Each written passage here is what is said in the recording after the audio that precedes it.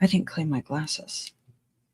We need to keep one of those little spray bottles. What's the difference between what's in that like little glass spray stuff that's expensive versus not that expensive, I don't know, but I'm not seeing it. versus like Windex or something? You're not seeing what? It's on the computer. Did you pay the internet bill? You said you were going to take care of it. Hello, my people. I'm trying to act all casual and like just you could tell who the actor is. That's all I have to say. Did you pay the internet bill? He says directly into the microphone.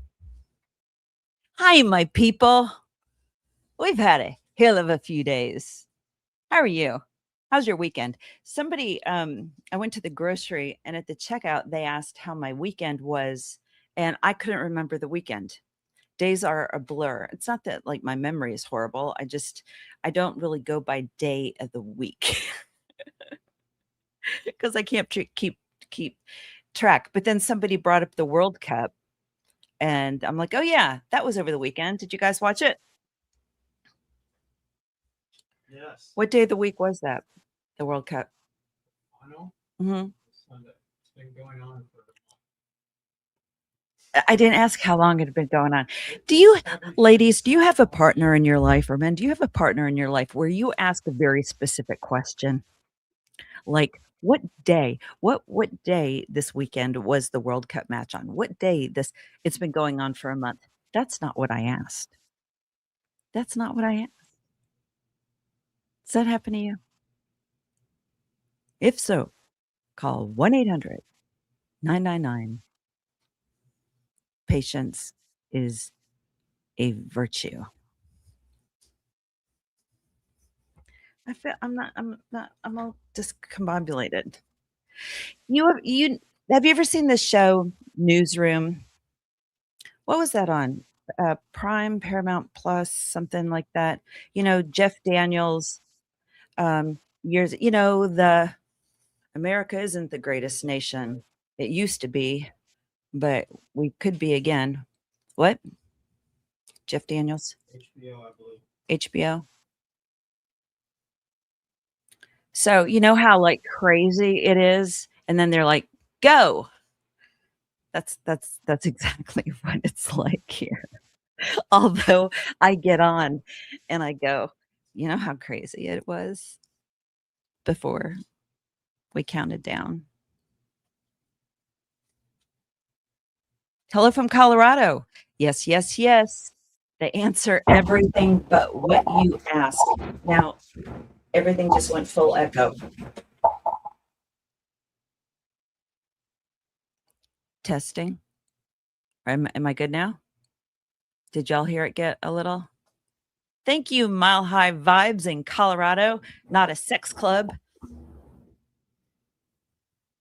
It did the echo thing again. You know what?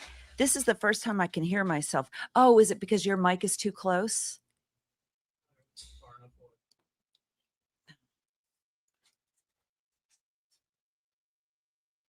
We're getting there. We're getting there. I caught me some Baron today, just a few minutes. Caught a little bit of Candace because the caption, I can still hear me. It's echoing. Here, I'll take these out. That's what we did last time, right? That's what we did last time. I just took them out. I don't need them except when we play a video, which I'm going to need to do. Let me scroll down and see if that Rob McCoy one is up there. I know I said the R word. The McCoy. No Rob McCoy video. There's no Rob McCoy. Oh, really? Did I not send you that one? If you're getting the impression that we needed a few more minutes before popping on, all I see, look at what you're showing me right now. Yes, it's the reporter guy. Okay, it's on there. Okay. So if we're ever running a few minutes late, believe me, my friends, we need it. We need it. But I don't like being late. My dad worked for IBM for 20 something odd years before he was pushed into early retirement when that became a thing. My grandfather was with Corning Glassworks for 75 years, like in some capacity, right out of college, even before, intern before college. And he lived to be 104. My grandfather, not my father. My father died at like 74. It's just, he was healthy. Come to find out there was some heart stuff going on, but 75 years. So my grandfather was of that day and age where you worked for one company for a long time and you were set. You were set. They had a little cabin on a lake in Maine. You couldn't stay there year round because the pipes would freeze and all that kind of stuff, but they'd go there like during the summer for 4 or 5 months or whatever, and then they were in a retirement home situation where you could live on a property where, there were condos where it was kind of independent. This is in Lidditz, Pennsylvania. And there are these condos, and you live, independently doing your thing, 2-bedroom, 1-bedroom, kind of smaller. But then when you get to the point where you need more hands-on healthcare, you can move into the main facility itself. And so then you downsize even more. And then eventually, like, you could both move into a room that just has a couple beds in it. And it's fascinating when you think about this. Has nothing to do with anything about what we're going to talk about today. But when you keep downsizing and downsizing and downsizing, and if you had to like go into like one room, what would you have in your one room? In that one room. Doug and I have been downsizing over the years. When moved out to Los Angeles, most everything could just be shipped in smaller boxes. But I was thinking about that today, about the retirements just are not set up like the way they were for my grandfather anymore.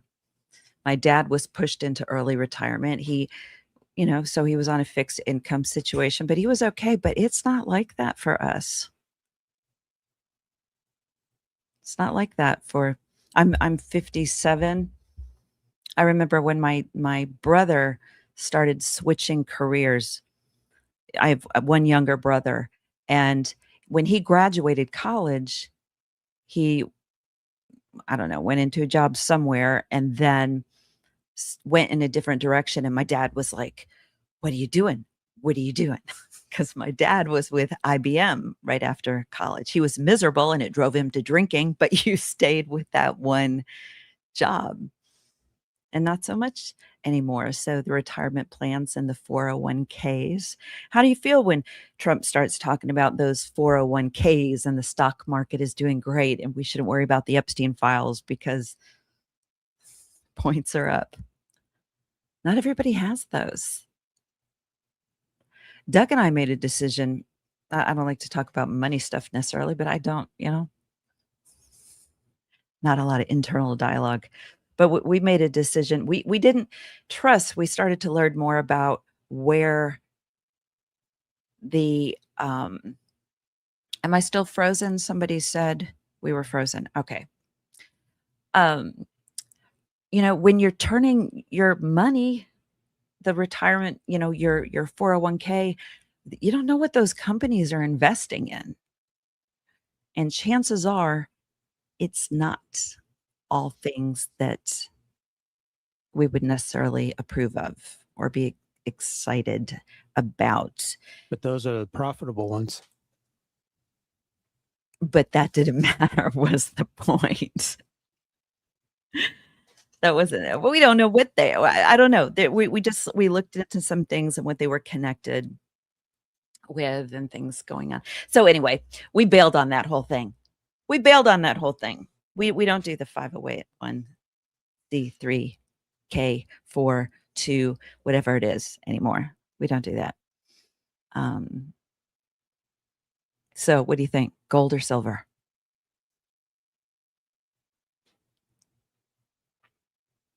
Let me know.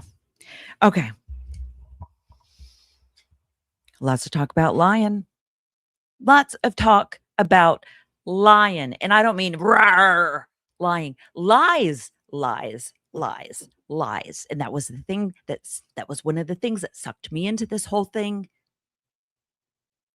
I know I'm a little idealistic, a little naive at times.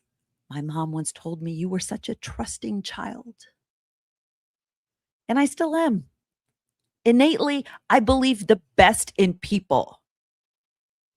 For some reason, I believed that the wife of Charlie Kirk, in a moment of addressing the nation for the first time since his assassination, would get up there and perhaps say something unifying.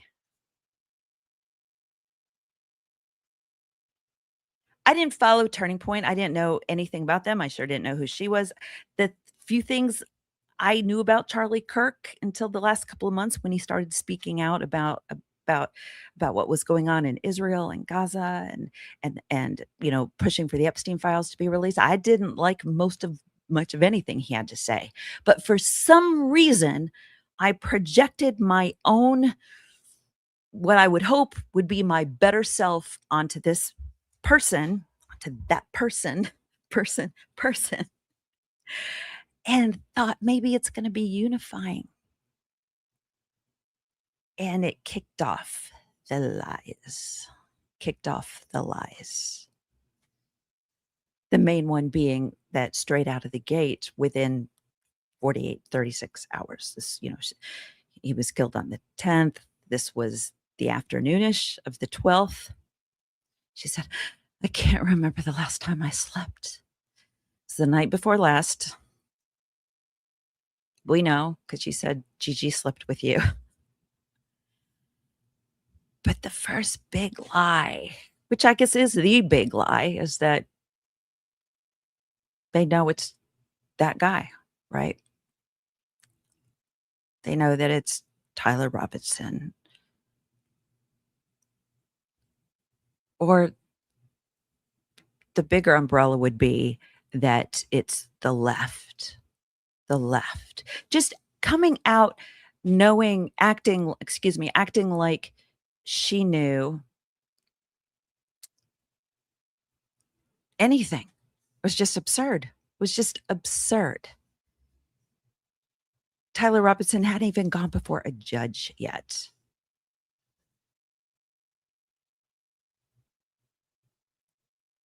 But it didn't seem to matter.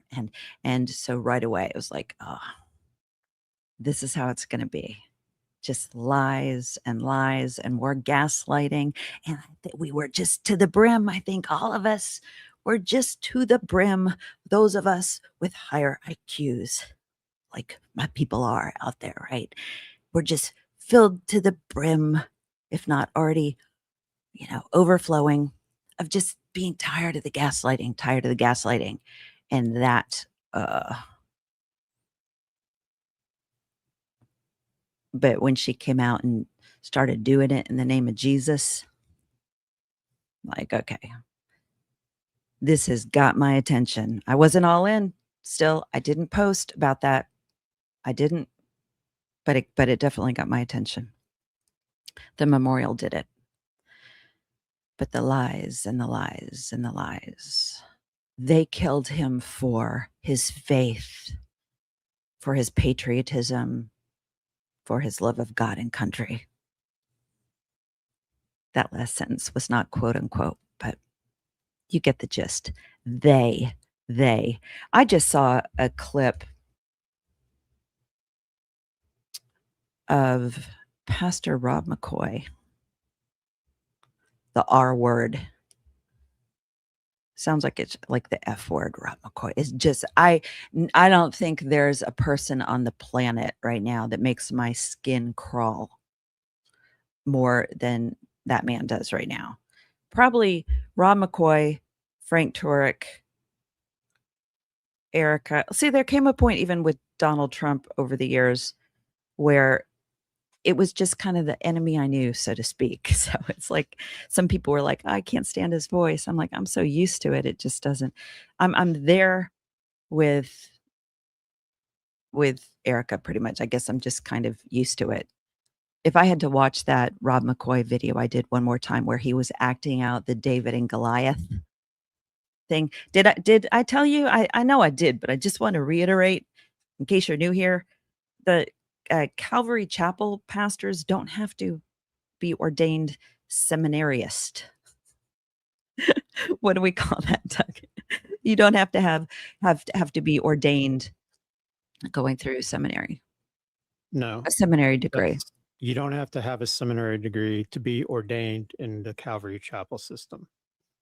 Because you get the degree before you're ordained.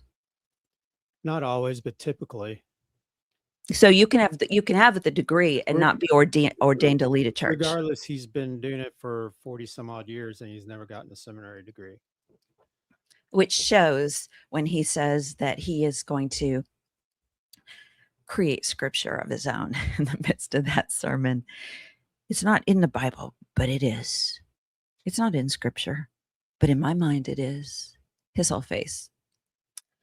So I was going to say something about something he said in South Korea. Oh, how this whole lie of they killed Charlie. We think about how it's being utilized here in the United States. They are using that. That's all over the world. See, we just think of how they're going to use it to fundraise here and donors they've lost in the United States. But they are using that, playing that card. Like Erica plays the widow card. The Charlie Kirk a martyr card is being played all over the world. And I think I did a clip of Rob doing that. But we're going to talk about lies. We're going to talk about lies because you heard Barron, didn't you? You heard Baron Coleman say that he made the comment that if he had been through the hellish week that Erica Kirk did with going through the hearing, and at the end of it, he'd want to go back to his kids, right? And so he did not say definitively that she went back to be with her kids, or she didn't say that. He didn't say that she didn't. What was it, Doug? Barron pointed out that she went on to somewhere else instead of going back with their kids and to be with the kids. That he mentioned was justifiable. The CEO should be there, right, for whatever it was. I don't even know what it was right now. And then Andrew felt like he needed to come out and say, do you have that, Doug? Did we put? Yes. We don't have to put it up there, do we? I mean, you could just read it. Andrew's ex said, oh, well, there it is. She had her family with her all week. I don't know if you've ever been in a relationship with a pathological liar, but if you have wording like this flares up. Just it sends up the little flags. Flares up the flags. Barron didn't say family. Yes, kids are family. What's your takeaway? What's your takeaway? He didn't say the kids. He didn't say her kids were with her family. Have you noticed how the use of family has pushed past just the turning point family situation? Because all it used to be was, and I don't know what's on here. Let me turn off the captions. I can't see what is on here. I don't know. I was looking at the different things. Looking at the different things. I just pushed his legs to make him go away. Don't make me come back in there. No, I won't make you come back here. You know what? We have clips of these people that she's surrounded with herself with that lie, and it seems so obvious because Chris, we know she's surrounded with liars. Here's where I try to go with things like this. If lying bothers me significantly, any form of it, then, which ideally, I mean, I don't want to say it should, but yeah, it does. It doesn't everybody. It does me. Then I don't want to be a liar. And I mentioned briefly a couple days ago the 4 agreements. There's a book called The 4 Agreements. And I didn't mention all of them. I'm going to quickly do a rundown. The first one, don't make assumptions.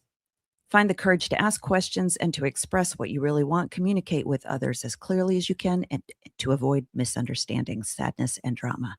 With just this one agreement, you can completely transform your life. It's a big one. These are not in any order in particular. Do not make assumptions. Another one, always do your best. Your best is going to change from moment to moment. It will be different when you are healthy as opposed to sick. Big one for me. Under any circumstance, simply do your best and you will avoid self-judgment, self-abuse, and regret. Don't take anything personally. Nothing others do is because of you. What others say and do is a projection of their own reality. When you are immune to the opinions and actions of others, you won't be the victim of needless suffering. Fine line between that one and not assume. But here's where we're going today. Be impeccable with your word. I don't like lying. I don't like white lies. I don't like any kind of lie. Be impeccable with your word. So these are the kind of people I like around me. Speak with integrity. Say only what you mean. Avoid using the word to speak against yourself or to gossip about others. This doesn't count. This isn't gossip. This is taking information that is being shoved down our throats, regurgitating it and going, no. We are working through this stuff together.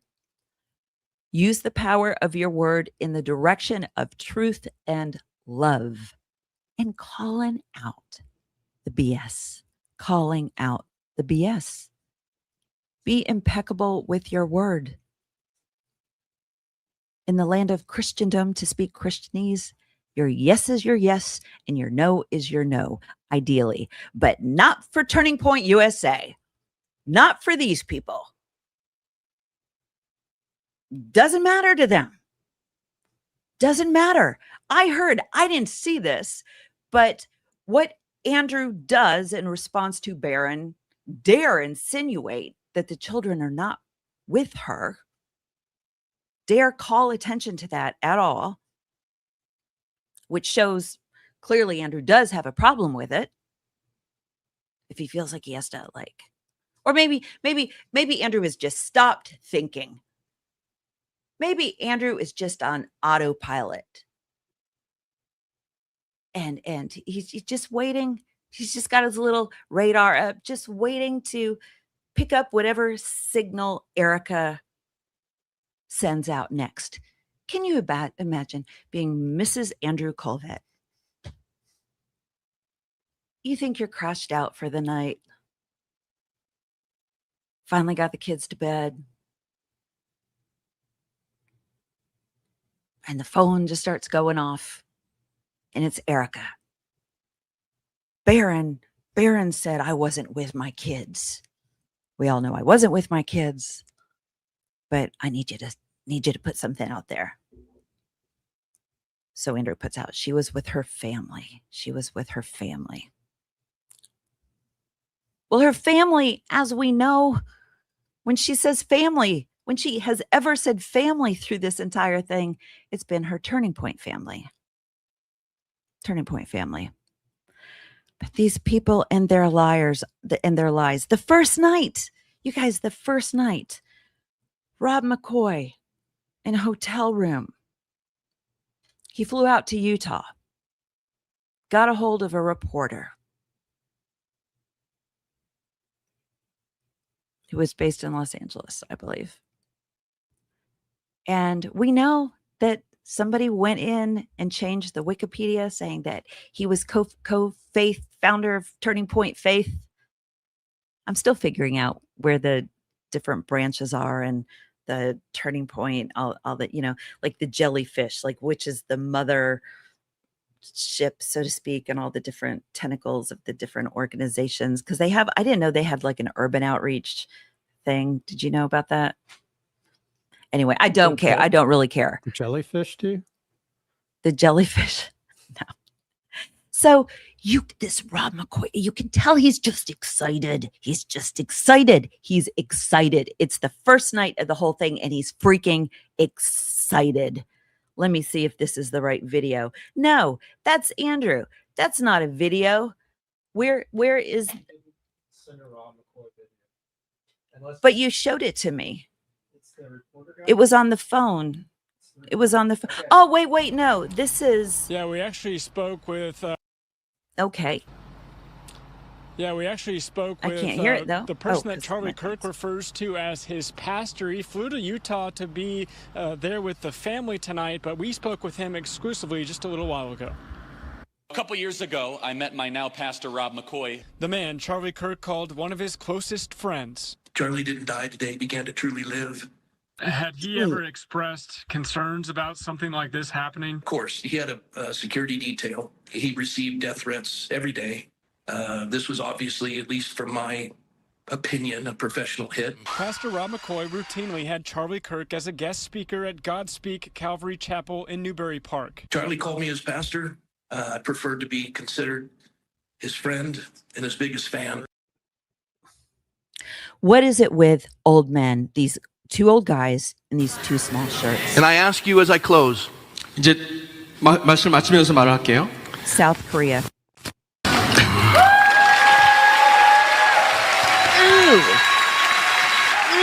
Korea needs freedom.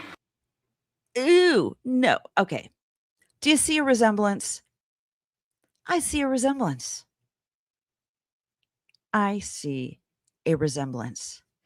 He wears those white skinny jeans with as much money as goes through with as much money as goes through that organization. They need a fashion consultant. They need a fashion consultant. The skinny jeans. Rob McCoy. Oh my God. He just seems a little too excited about Mikey, how great a job he's doing and what position he is in the organization and how much he's traveling. There's another clip where he said, I've been traveling. That was 12 days where he does his little dramatic shirt throw. That was 12 days after. And not that he would be grieving like Erica, although ironically, he's grieving like Erica. He has to monopolize on having a martyr now. Not every day you get a martyr. What is the literal definition of a martyr? Because there was a lot of debate about that in the beginning, if he could actually be considered a martyr or not. Dying for a cause. Yeah, he's he's going to start pushing Mikey for president for sure. I'm sorry. Go ahead. Someone who suffers persecution or a death for advocating, upholding, or refusing to renounce a religious belief or other cause.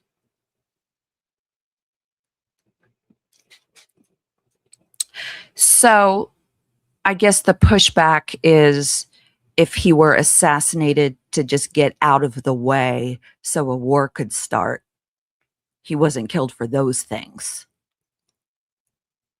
Well, it also says, obviously the origin is in a Christian church, but it can be applied to secular causes when someone who sacrifices their life for immense personal value for political, social, or nationalistic causes. Example, freedom fighters or activists. I mean, he would fall into that category. Oh, if the secular Yeah. one, just because he was in a public position and he had, in the public and had a viewpoint on something. Well, that's okay. So in a sense, like he is a martyr, but it's not for what it's being billed as. Like I've heard Rob McCoy say, oh God, I hate that. Oh, they couldn't argue with him and his logic. So they killed him. And they.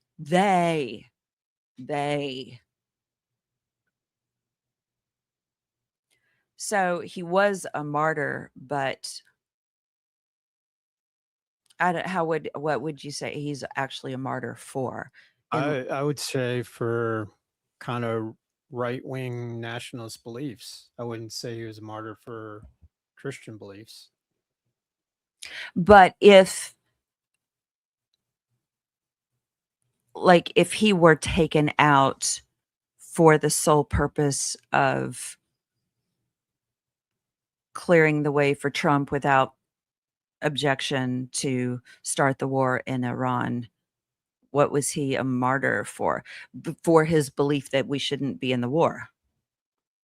That's what he was killed for an opposing view. It doesn't matter what his intentions are. It's how are people using it now that, matters now. I mean, people can spin it however they want to their advantage. Yeah, but it shouldn't be like if it were not debatable. Like if it ever came out that it is what we think it is, that he was taken out so Trump would start this war, then he would be a martyr for speaking out against the war because that's what he was opposing. I see what you're right presenting. Yeah. Yeah. So at the end of the day, that would be. So JFK, was he? I've never heard him be referred to as a martyr. Well, that's because forever it's been considered a lone gunman. Right. Officially. But if he was killed because he was speaking out against a certain country getting a nuclear weapon and for AIPAC to disclose source of information, then why are you making a face? Just kind of checking out the chats. Why are you making a face? Did something? Okay. I know I'm overthinking it. I'm just curious because I'm looking at history so different now. so differently. It's like I was going to say everybody's waking up, but not everybody is. Not everybody is. I was reading a list of lies. Not all, I don't have time for that, of all the lies that Turning Point has kicked around. The first being they did this. And all these different categories. So just for my own amusement. Okay, this is where I was going with this. Okay, is that I think I touched on this earlier, but wanting to be impeccable with my word, but there are ways we rationalize around that. So I want to share with you the different types of lies. If you have a place, I don't know, you want to jot down a few that you think of. There are a few that everybody thinks, but there's some of these. Like I heard of a white lie, right? Your hair looks great. No, it doesn't. Not really, but a harmless lie told to avoid hurting someone's feelings. A white lie. Did you know there's something called a black lie? A harmful lie told for personal gain or to hurt somebody, like falsely accusing somebody of theft. I didn't hear it. Have you heard of a black lie before? I don't know. I haven't. Okay. Doug's saying no, so I'm going by that. Half truth. We've heard of that. Telling part of the truth while leaving out important details to mislead. I think that perhaps is what Andrew Colvette's "she was with family" comment. Oh, what I was going to say is how she's manipulating the word family. Like she would make a statement on behalf of the family, and we know damn well that his parents had nothing to do with that statement. Okay, that's happened a couple times so far.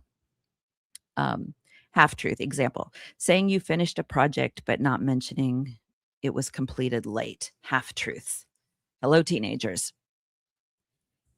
Exaggeration. Oh, see, this is another one. When I hear people, you've heard me say this probably, if they say always or never, exaggerate too much, I'm like, it's a flag. It's a flag. Stretching the truth to make something seem more impressive or dramatic. Fabrication. Completely making up a story or fact. That's the thing. That's the most prevalent, like not even tied to anything, the most random, ridiculous, out of the blue stuff. Makes no sense. Lie by omission. All right, my fellow empaths, who has been involved with a narcissist? Lie by omission. Omission. Oh, that one. Because they know they could tell you and spare a lot of drama and a lot of hurt. But no, they just let it go, knowing you're going to get hit by the train sooner or later. And this is what Turning Point did with Candace quite a bit. She would put information out there, right? You all know this. Preaching to the choir. People would attack her. And they knew, and eventually it would come out. That's what kills me. Like these podcasters that are waiting for like Andrew to come out and refute something. And then they all go, "Rah, rah, rah, rah, rah," like Barron lied. Rah, rah, rah, rah. These are people like with kids, like young kids. I mean, I've already like embarrassed my kids so bad. Like they're adults, but young children. Young children. Okay. Bluff. AI video. We have the audio. We have the AI video. I guarantee you, nobody knew Erica was going to come out and say to Megyn Kelly, when I saw that video this week, I think they all went, oh, shit, and started scrambling. Then they put out something that was such crap. They're like, oh, we're just kidding. And then, I mean, is that not what you heard? I was confused. They put out the video, said it was in Aspen, and then people who were in Aspen, including a couple I know, said, no, that was never said.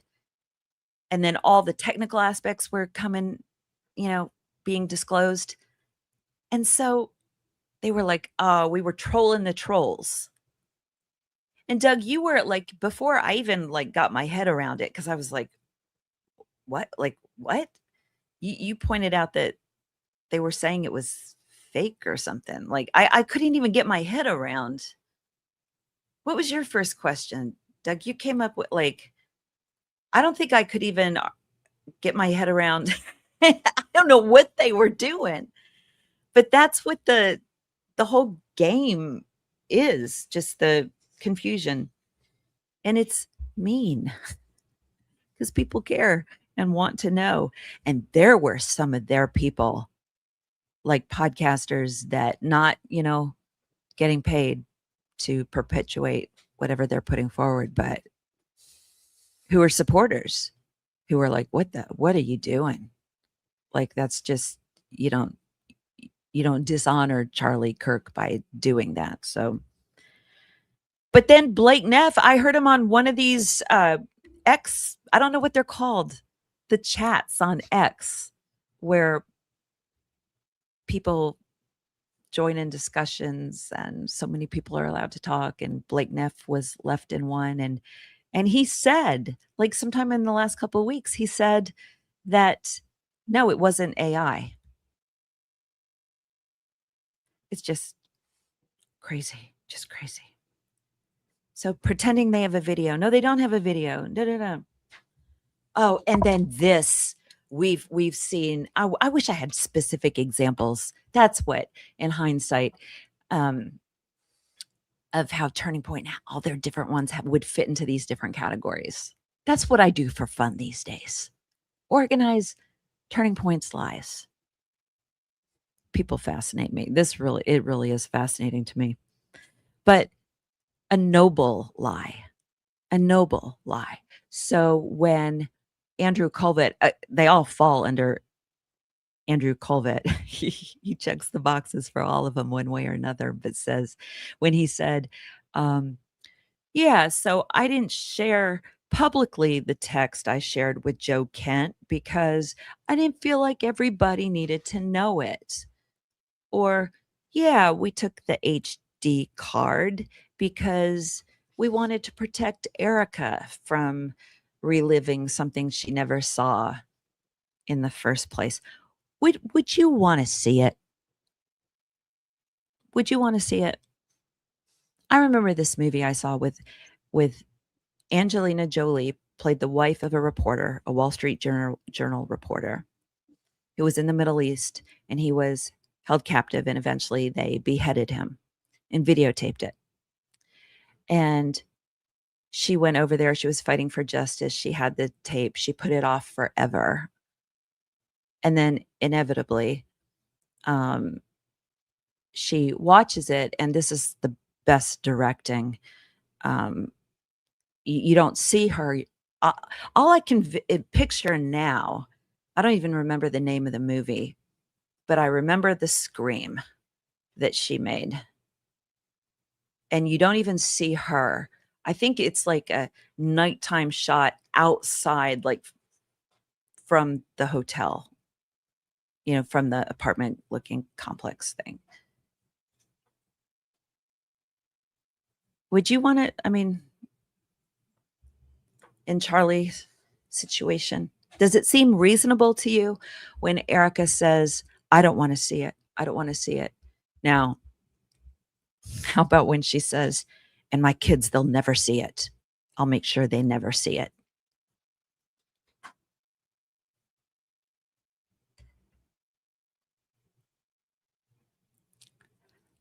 I just want to live long enough to see her daughter as a teenager.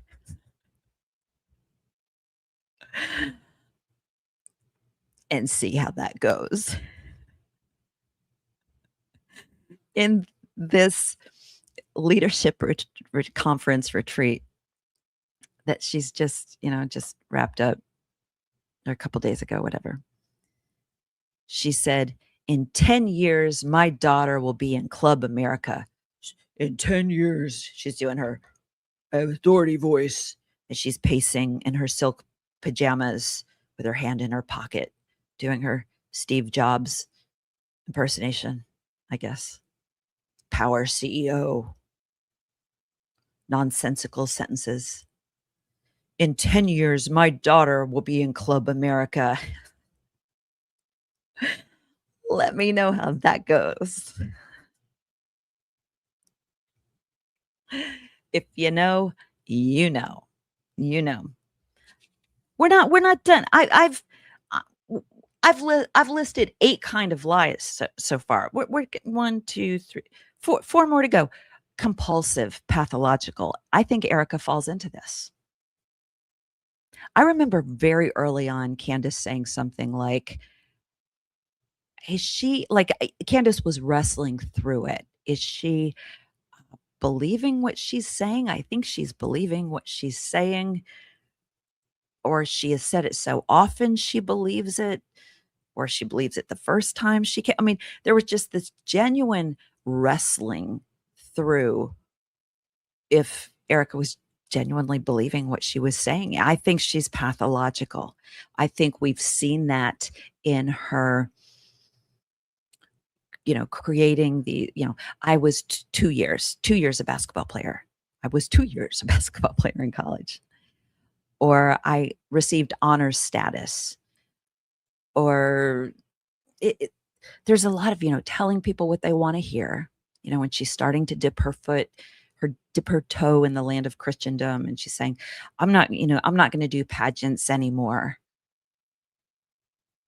And gives the reasons why, like that would sound good in a dramatic coming to Christ testimony, but then goes on to do 3 more of them.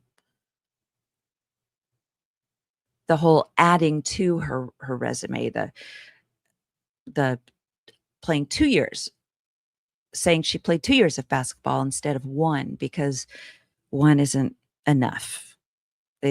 She's less than if it's just a year. This is why I've said on occasion that I don't believe, she doesn't believe the gospel. And we know that to be true. And I'm speaking Christianese when I say that. I'm just speaking the language that when she says, when I go before the Lord and he says, I forgive you, except for that one thing, which is what she has said verbatim, which is holding resentment or not forgiving. Clearly she has resentment, but not forgiving his assassin. That shows she doesn't understand the gospel. That's not how it works. That's not what the gospel is. It's not what the gospel is. And Trump the same way. I just watched a video where Paula White, his pastor, says Trump is a Christian. He's a Christian. Trump is a Christian. But then you see him, we've all seen him on at least one occasion, but on the plane saying, no, I'm not going to, I don't think I'm going to make it into heaven. And why is he saying that? Because of bad things. He's going because of bad things. These things are bigger. All these things he's done are bigger than Christ's sacrifice. I would argue, like, no shit. Like, you don't see a lot of fruit in that guy. Like, please. You'd be like, justice. Yes, these are the elite pedophiles that we want to. Yes, my friend Charlie, we should expose all these people. But no, doesn't want to do that. Wonder why. Obviously, like, you can profess faith in the gospel, acknowledging that you're a sinner, but we can't reach God on our own, but he could reach us through Jesus. And it's an act of faith to trust in that. And even though it doesn't feel like I'm worthy of forgiveness, I just have to trust that. Have you ever found it easier to trust that than to forgive yourself for things? I do. That's the hardest thing for myself. As somebody who didn't get sober until I was 52, 2020. In these moments, I always think of how some people came down so hard on Erica Kirk for not knowing dates. April 2020, April 24th, 2020 is when Doug and I, we both quit drinking. So 6 years ago, but my kids are adults and a lot of damage done, a lot of consequences still to this day, but learning to forgive ourselves, that's hard. That is hard. Okay. So pathological liar, blah. Self-deception. See, this is the one I think Candace was wavering between, just the pathological liar or the self-deception. And I've heard this about Trump with those closest to him that he will repeat something so often that he'll convince himself it was true. And people have wondered that about the 2020 election, because there are 4 or 5 times I did a big in-depth thing on this where he's on camera and acknowledges that he did not win the 2020 election. Bill Maher, the comedian, last year or the year before, had dinner with him and said, yeah, I mean, he acknowledged that he didn't win, but that can not ever be like a narrative. And so you start to rewrite the story so much. There are these moments that's pretty darn convincing. Much more convincing than the camera guy. What's his name, you guys?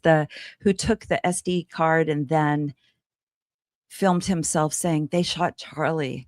They shot Charlie. I'm blanking on his name. Tulsi Gabbard's brother exposed her cult too. Candace and CK are not who you think they are, by the way. I have receipts.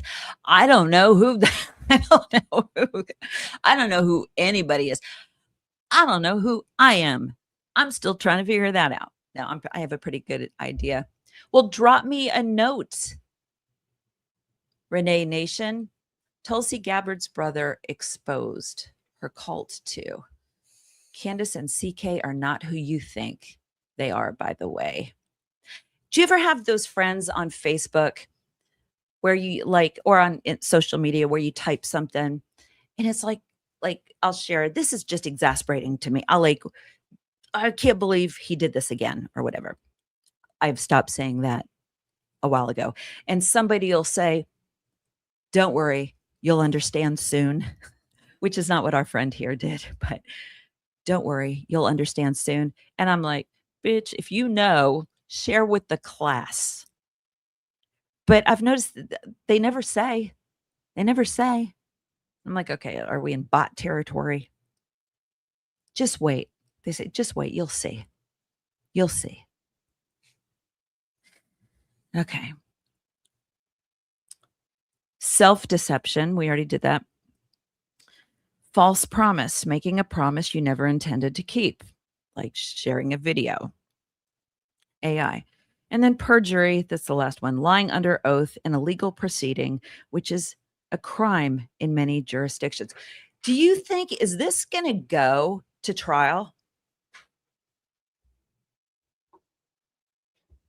People were surprised that he didn't make a decision. But the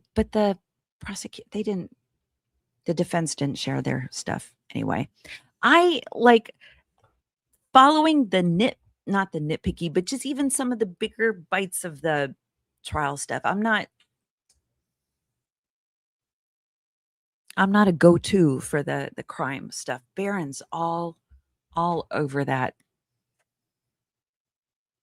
I like analyzing the people, reading the people. I want to see, what other video do I have here? I have one, speaking of liars, that Erica surrounds herself with. I just don't want to be like these people. What's this one? Did we already do this one? I just want to check so I can get it out of the way. Yep, we did that one. So let's make that go away. Charlie Kirk refers to as go away. He's really pretty. He's really pretty. The little ginger vibe going on there, but very pretty. How do I make that go away, honey? Once it's up there, just hit remove. All right. You guys have heard, likely, of Erica's friend who has not done her any service along the way. This woman named Tracy Martin. And I cannot tell if she's a bad actor in this bunch. Like, I shared that once, and some people said, "Oh no, she's a handler, like she's Erica's handler." There's part of this where if you take away all any concept of a Mossad agent, secret agent, and you just go by this being a tribe of really effed up people, like a woman in Erica Kirk who had a really rough childhood, and she lets that slip now and then, sometimes more than others. She has said significant things that has indicated it's a much bigger deal than she has wanted us to believe. She wants to present it as her mom, was this champion single mother. And then other times just say things about her parents, and that single mom thing goes to the wayside. The thing with these lies, like, it doesn't matter which one they are. It's like if I'm making a batch of brownies, and if you've heard this analogy from me, just bear with me. If you're making a batch of brownies and you put a cup of poop in there and you set that batch to the side, and you make another batch of brownies. This will make sense in a second. And you put just a little teeny tiny crumble of poop in there. And you set it to the side. You still have 2 batches of brownies that are full of shit.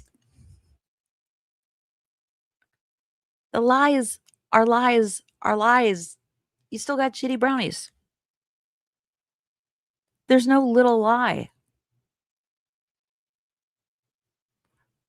And to think that you can keep track of that much stuff.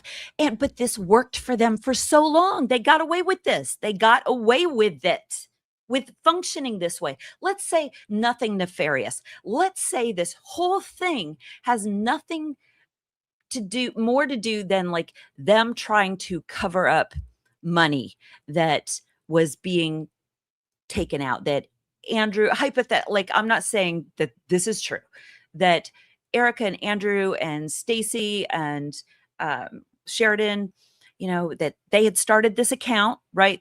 I do know this. I don't know what kind of account it was, but they started where millions went, and they had access to, apparently. Charlie wanted to do an audit. So let's just say it's just about money. And then you've got this woman with a messed up background who there is an audio of her. I don't foresee the conversations always going in this direction. Otherwise, I would have this audio. It's on my phone, of where Erica is doing a podcast and she's asked about grilling out. And Erica says, "No, we live in a condo and I don't want to grill there because I don't know what they've cooked on it." But there's an air of resentment that they're in a condo. And we know that they bought a house, a multi-million-dollar house. And according to Erica, which she told the neighbors at the condo when they moved back, they were there for one night. And Charlie said, "This isn't for me, or for us." He didn't have to ask her opinion in that school of thought. When you watch podcasts that they do together, she'll look up at him like, did he buy this answer? Did he? And if she says something that he doesn't like, he would speak up. Like, he'd go. The example that always comes to mind is when they're asked about relationship tips before you get married, and she says, "Have your blood work done every 6 months." She says it so matter of fact. It's real, Erica. get your blood work done every 6 months. And Charlie said, and don't have sex before marriage. And she goes, yeah, and don't have sex before marriage. And then, she's looking at him like, okay, like she played the game. Maybe she was tired of the game. Maybe the money was more important. And in certain circles with people with certain training and certain connections, maybe the money was and it just, I don't know. It's kind of a chicken and egg situation because But it all ties, everybody gets what they want out of it. if it's just about money, why would she keep doing TPUSA then? Because what if somebody else came in that wanted to do the audit?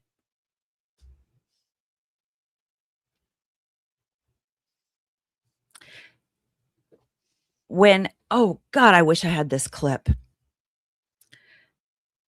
If you look up the Make Heaven Crowded kickoff date, which I think was January, she came out here to Southern California. It's the one where the green is, whoever did the lighting on this, it's all green in the background. And she says, God, where's squinty eyes? Somebody said, so I should put an interim in there and wait till I'm ready. But when are you ever ready? Nobody's ever ready.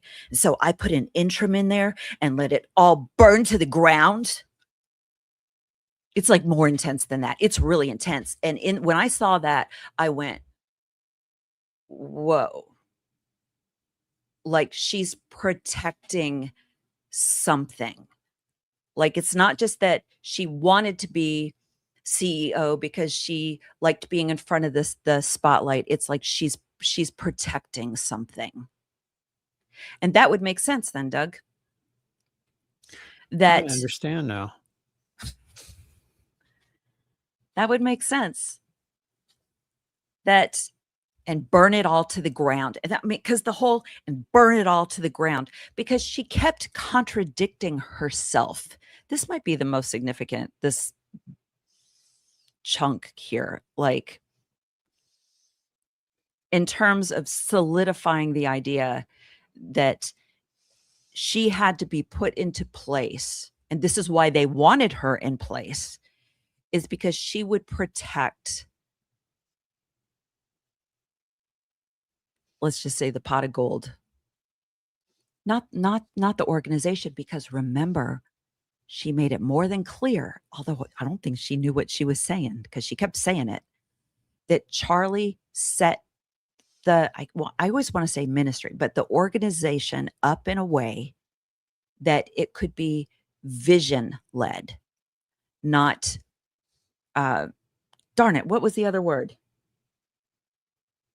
Not person led. Like, so basically, as long as somebody understood the vision of Turning Point, they could come in and run it if they understood the vision. Twice she said this. She said this at the Megyn Kelly interview. I think that's where I heard her say it for the first time. And then at the Hulk, the green, Make Heaven Crowded. And it was just that air of protecting something, even though she point blank said, Charlie said it would be vision led. And when she said, well, go back and watch it. It's in November 2025. It's like they were just kind of learning along the way about what they could get away with saying and what they couldn't, because they could get away with everything before because the spotlight wasn't on them. And she was just so much of a narcissist. She thought that people wouldn't notice now, that people that are like left leaning, more liberal, who didn't know anything about Turning Point and didn't necessarily like Charlie Kirk would be like, this is wrong. And because I care about humanity, I'm going to invest in this. I wasn't monetized. Wasn't about the money. I was just like, this is wrong. And as somebody who worked with high school and college students for over a decade. Are you kidding? I was so invested. I know what that cult speak is. I know what control issues are. I know what performative issues are.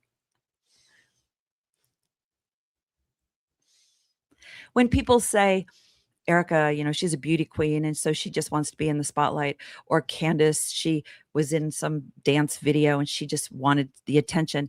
No, people who are comfortable in front of the camera tend to end up there one way or the other somehow. It's just what we do because we're comfortable with it.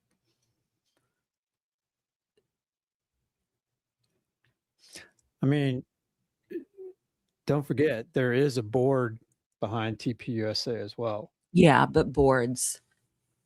Well, yeah, it could be a You guys, board boards don't mean that doesn't mean nothing. anything, or it They- could be a board that wants a puppet up because they're the ones calling the shots, whether she knows it or not. And who thank you. Thank you. So it's not vision led or founder led. Yes, founder led. Because eventually things can't be founder led forever. They can't be founder led. So vision led. So she was sitting up there with Megyn Kelly and saying, Charlie set it up in a way that it would be vision led, not founder led.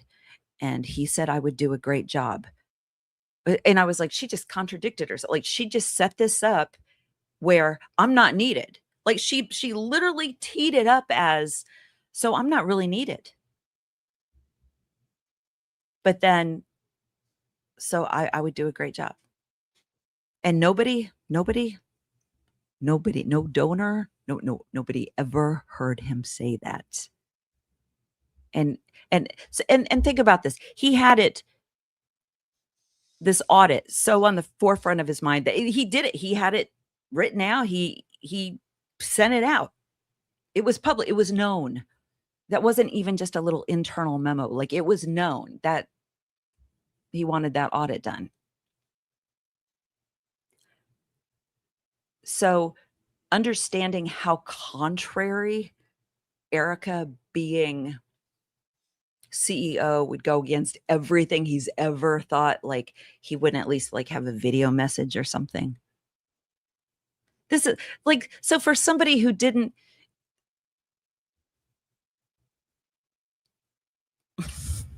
follow the whole thing, but I knew enough about him to know that he really believed what he said and about women and their role in the I knew all that. That was kind of a brand for him about women's role in that. So wait, he's a liar and a hypocrite. So the whole disconnect of she's honoring her husband now by no. First of all, you notice they never give any biblical reference for that at all, or for much of anything. The verses she does speak on, they lightning bolts, underrated. We need some more lightning bolts. So all right, so somebody is sharing, thank you JR and Boomer, listing the board members. See, I don't know who those people are. But what I was going to say though, boards are often like just kind of honorary fluff things. What? You're shaking your head now. We have a mutual friend who lost his organization because the board turned on him, even though he was the founder and, had the vision behind it. So We do. Can you give me a clue? his first name is Larry. Yes. So you're right. They can be, fluff, or they can be people that want power too. How does that happen? Because like when we had a board, like we had a board with Think Happy stuff when it first said, or officers. That's That different. was you and me. I could have No. taken it over. We had the bird song. We had there were people on there. Yeah. But those clearly we were really into the technical stuff. We're talking 2020 years ago, and it was just a name only situation. But it wasn't a board. In that situation, it was officers. We had to have, because of the, Or a corporation. yeah, we had to have officers, but it was just on paper. But for our ministry at the church, we had a board, That was more like an advisory board. advisory board. Okay. Right. Colorado first donors said they heard him say Erica Kirk would be it. Oh, that donor was a liar, though. They tracked that to something and they were totally discredited. The other two said they didn't hear one-on-one with Charlie Kirk. Yes. So I have two contacts. The Allie is in the house. Allie Top Files, ladies and gentlemen. You guys follow this woman. I almost said chick, but see her. She's a sassy redhead with the magnifying glass. Allie Top Files. She gets information. You know, she's on it. She's just ahead of the, you know, like I'll go back and I'll look at videos of Erica talking because I'm fascinated with how her belief system has not evolved at all. She basically has had the same 3 or 4 talking points over 10 years. The same words that you hear, like blueprint, just there are certain words, building, everything, same words. But Allie will find things, will find a thing. Allie, you would be so proud of me. Oh, this is, darn it. Can you down? Oh, this was the Rob McCoy thing. I'm having a moment. Okay. What led to the Rob McCoy video? Because I was sitting here thinking, why did I have a Rob McCoy video here? Because nobody just wants to see a Rob McCoy video. Was yesterday Candace was asking if anybody knew what hotel they were staying in. Allie, hang with me. You'll be impressed. I gave it a go. So Candace was asking the night that Charlie was assassinated, September 10th, where Rob McCoy, you know, did his interview and changed his, you know, the Wikipedia page that he was co-founder, allegedly, he changed it, he was co-founder of Turning Point Faith, and then that got changed back. He got, I think, a little slap on the hand there. But Rob McCoy got a little, I think, ahead of himself. And he was doing his interviews and he was Charlie's close friend. All those things, the reporter said at the beginning here, it's because Rob McCoy told him to say it. I don't think Charlie spoke at that church very often. I don't know that he spoke there more than once. He probably did, but not regularly. Charlie traveled all the time, by Rob McCoy's own words. But Candace said, where she was asking where the staff stayed that night. Did she say? I didn't watch it all today, so I'm scanning the comments really quick. Did Candace say that somebody came forward and said, oh, they all stayed at this hotel? Because what I remembered was Elizabeth McCoy, Mikey McCoy's wife, went to Aloe and said, I looked up the exact wording, just down the street. Just down the street. Candace had said Salt Lake City. There are 2 Aloes in Salt Lake City. One a little more to the south in the direction of the school. I don't know that that really mattered.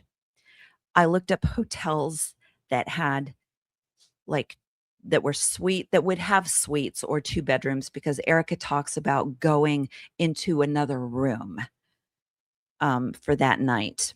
Remember, the lights were flickering and all that kind of, and she kind of complained. It was either, she said she couldn't sleep because it was either being aware of Charlie's awareness, or she couldn't sleep because the lights were flickering. Who would complain that your dead husband was sending you messages through the lights and it's keeping you awake? Damn it, stop it. So I started looking at hotels and I narrowed it down, but then I remembered that hotels often are thematic in their art.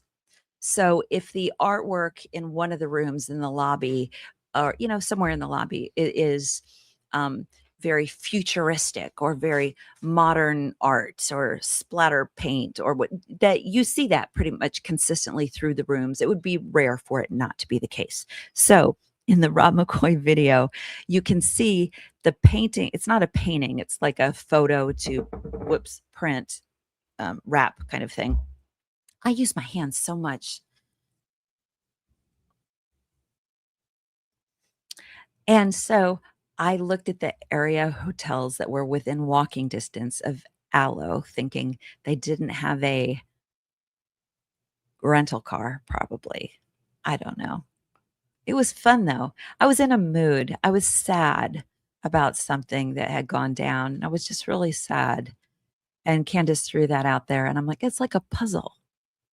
It was really fun. So Doug came in to check back, and I think I was in the bedroom, and I think he was wondering if he could go, like, were you checking in on me to see if you could crash out, go to sleep?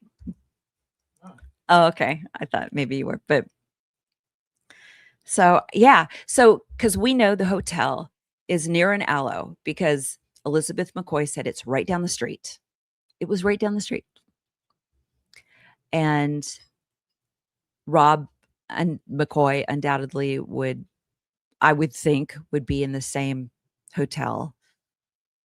I could tell the color scheme as you can in the video, At least and from it was a my mechanical. opinion, a professional Oh, hit. Pastor yeah. Rob McCoy. Okay, you've got to warn me before you just put that. Trigger warning. Trigger warning. Yeah, it's not a painting. It's like a mechanical. And they give such detail in the photos. I mean, they'll show like 60 photos. Of. So if you're bored, you can get on MapQuest. It just got to a point. I emailed Candace. We're not on texting terms at this point. But and I was like, well, okay, like if somebody gives you a lead on this or says this is it, you can cross-reference, but it needs to be near an Aloe and blah blah blah.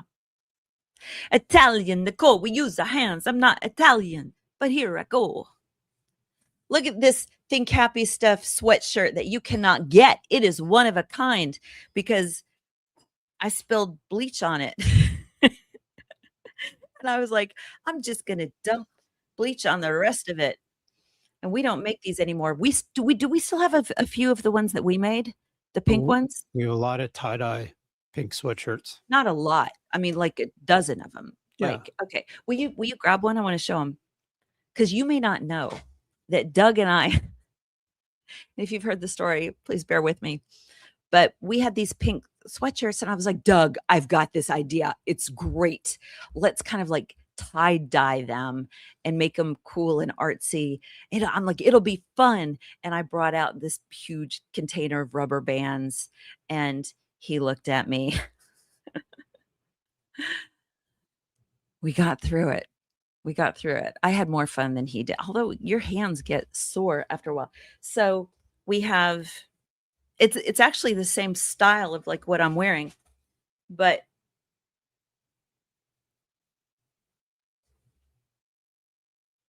it's the full logo, and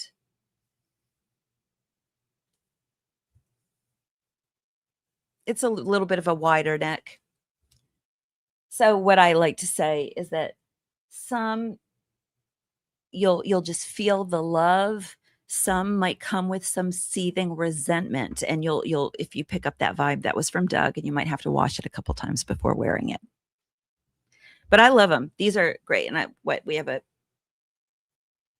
no more than a dozen left. So 14. Oh, we have 14. I was wrong. You were right, honey. 14. It was a good tie-dye. It was great. And each one is one of a kind. I think I've told you before, the font is my handwriting. And oh my God. Okay. We have to get to this Barron today said, you know, I only heard about 10 minutes. What I heard was pretty powerful, and it was just him saying, like, "Andrew, I'll never trust you about anything." Like, people lie. People lie. People lie. You like, someone close to you lies, and there comes a point where you're like, yeah, if your lips are moving, you're lying." Like, there comes a point for those of us invested in this thing where trying to discern, okay, is that true? Is that not true? You get to a point where it's like, if it's coming from them, you can't put any weight in it at all, at all, at all. I mean, it's interesting as much as, like, we've known that Andrew has lied about stuff. It's funny, like, but it's like you've probably seen a friend of yours in this situation in a relationship where they're like, "He lied again." And you're like, "Yeah." And they go back and then, "He lied again." "Yeah." And then finally, like, they're done because he's a liar. And you're like, "He was a liar the whole time." But anyway, so there's this woman named Tracy Martin. Tracy Martin. And I was kind of in a Rob McCoy situation with Tracy because she reminds me of my mother in some ways.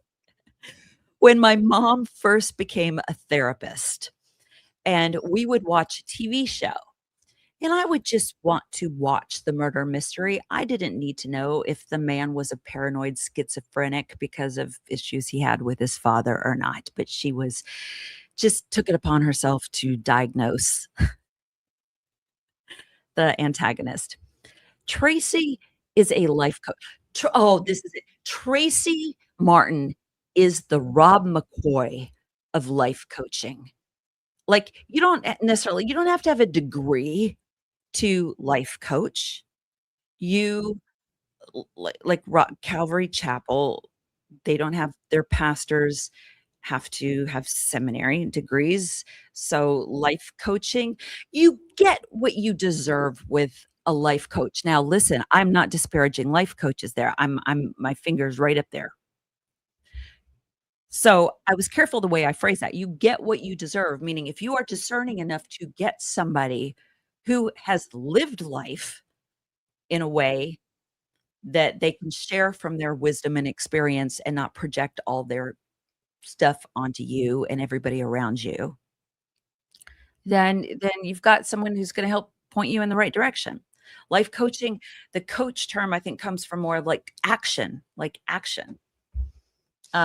Tracy did say something she said a few things that I've agreed with, but one is that some of the problems with therapy is that, a lot of times that, they don't get you out of that stuck place. And it's a lot of analyzing where'd this come from? Why this wound? Then a lot of anger and resentment is directed at people. And it's not, and especially in today's day and age, it isn't so much about healing those relationships. We're in a swipe left society, whatever. But this woman is a life coach, and she is the Rob McCoy of life coaches. And she says one thing in particular, that even if you don't follow this storyline on this timeline at all, you would go, "Whoa, okay, you would never believe anything she says about anything." If you follow the storyline, which you probably do if you're here, there are a couple things where you're like, "Wow, okay, that's just icing on the why I should never listen to her cake." But there's one in particular. Let's see. I'm I on have it, a babe. lived experience with her, and I Oh. see things, and I see how she moved about the world. Okay. Can you start that If you over? look at her ministry, Bible I wasn't ready. 365, She says, I have a she, lived experience with her, and I see things, and I see how she moved about the world. which apparently is like a snake. If you look at her ministry, Bible 365, reading the gospel every day, that's very important to her. Even during this insanity in the world that she is literally experiencing on a daily basis, it is We all still her first and foremost to read that gospel in person to people. And there are some times where she has to have somebody fill in, but 9 chances out of 10, it's her. Okay. That's interesting. She didn't finish that thought. First and foremost, If it's Bible 365, why does she just say she's reading the gospel? Okay, I had 2 points that I was holding on to the forefront of my thinking. Hold that thought, please. Oh, damn it. I almost said the F word.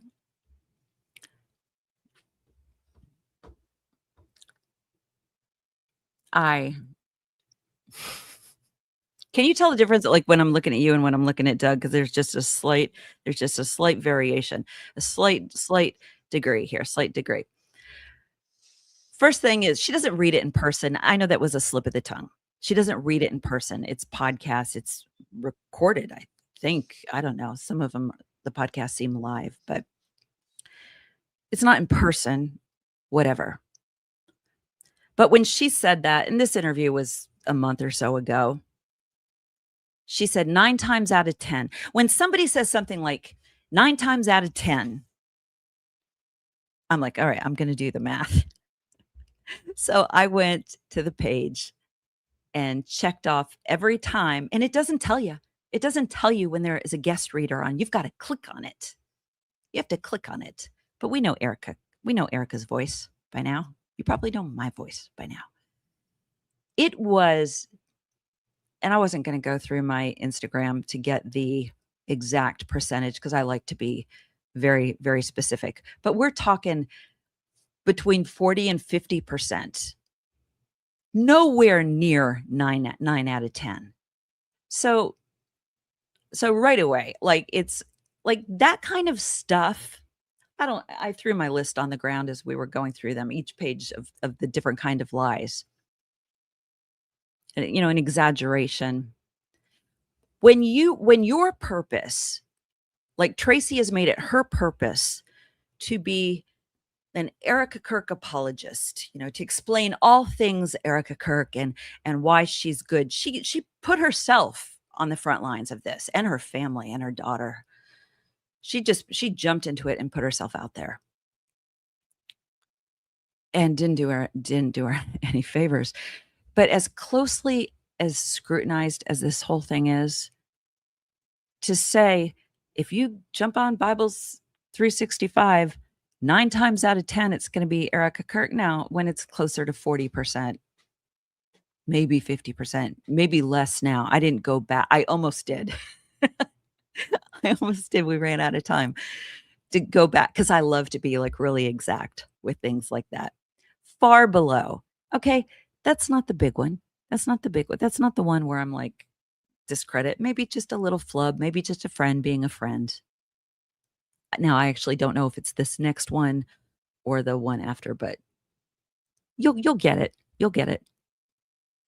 I mean, I was just with her on Saturday. It's like she's creating a food for her kids. She's making them lunch. Yeah. She's making them breakfast. She's holding on to them. She's potty training them. People say she's not with her kids. She's with her kids every day. Yeah, of course she's going to have to travel and come right back. That is her commitment to the mission. And she will continue to do that. But those kids are with her all the time, constantly.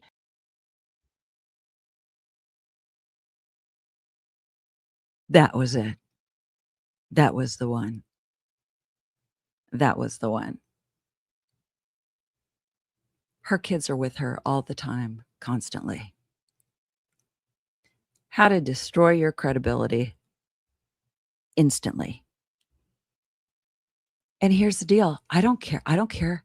I don't care if Erica's kids are in doggy daycare. I don't care. I don't care if they live with Charlie's folks. I don't care. I mean, it'd probably be better for the kids. That's just my opinion. But I trust, just because she wouldn't want the bad press, that the kids are getting taken care of by somebody. I don't care if she's a working mom. There would be nothing to this whole thing if she just came out and said, this is what I want to do. I know it's going against the flow, but it's a new day and age for Turning Point, and I'm here, and I'm going to do this because I get his vision. Great. Great. I would have cared less. The hypocrisy of it, I wouldn't have cared. I wouldn't have cared.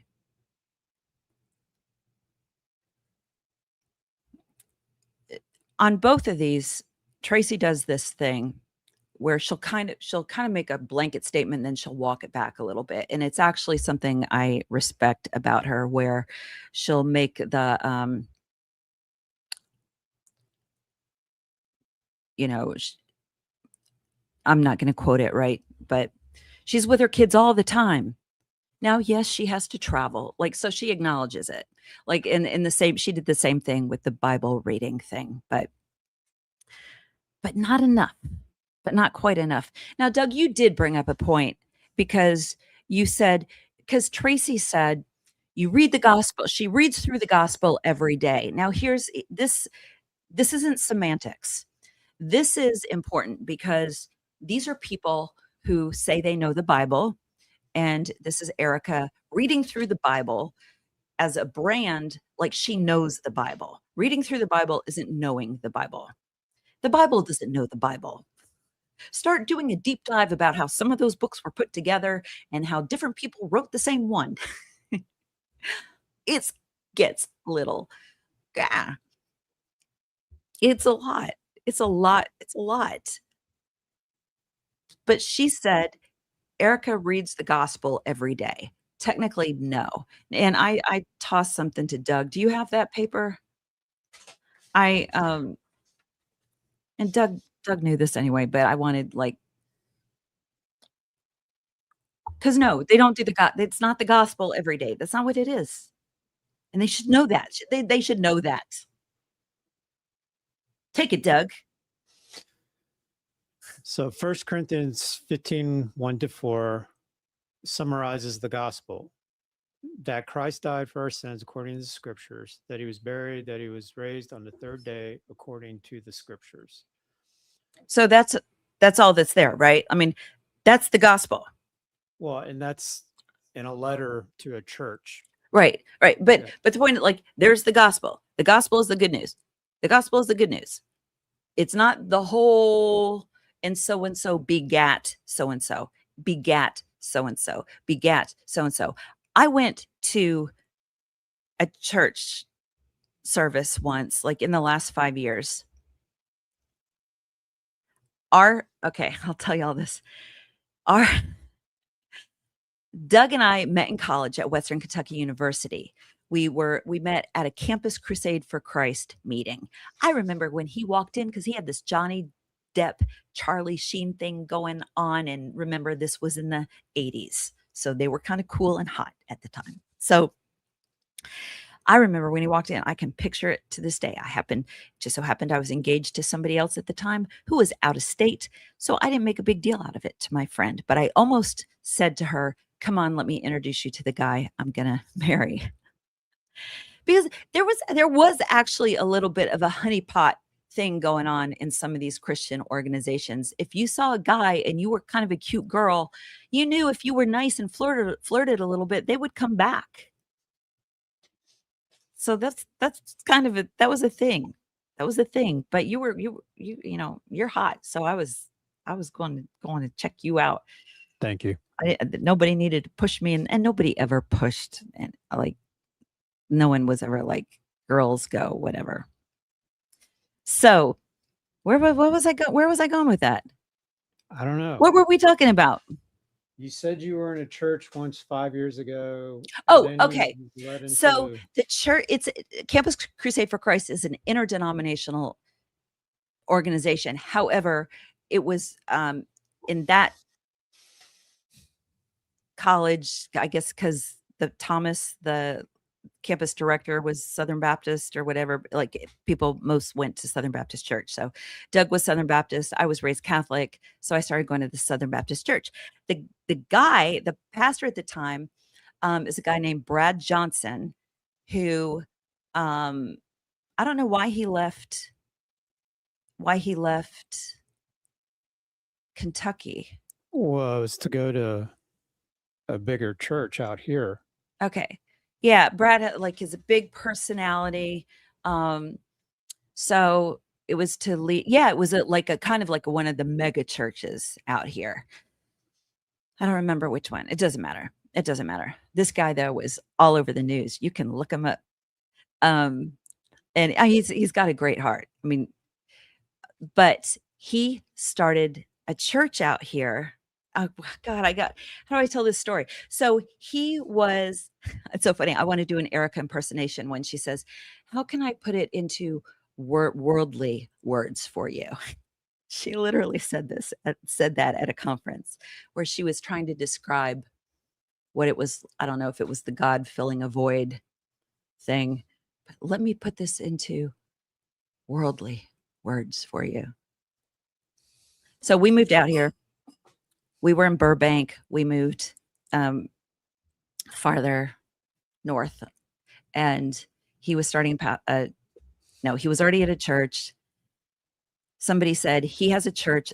Bear with me. I'm getting there. Somebody said a mutual friend from college said Brad Johnson started a church near you, and so I messaged him. I'm like, hey, this is out of the blue, but we're 10 minutes from you now, and so we went and visited his church, and it was one of those situations where it wasn't a gym. It was like, It was an office building that was converted into a church. yeah, yeah. Like you may have heard, like Charlie Kirk started to go to Catholic churches because it felt like more of like going to a church. So this was more that office, not an office space, but I mean, it was carpet, it was whatever. And so how did we find out later who started the church? Who Well, it's told on their us? website. That's it. There's been a lot of controversy around it. They have kind of the story on their website. Yes. Yes. So I went to the website to see what kind of church, where's this church? He's Kris Jenner funded the start of this church. Kris Jenner, Kim Kardashian's mom. Kris Jenner.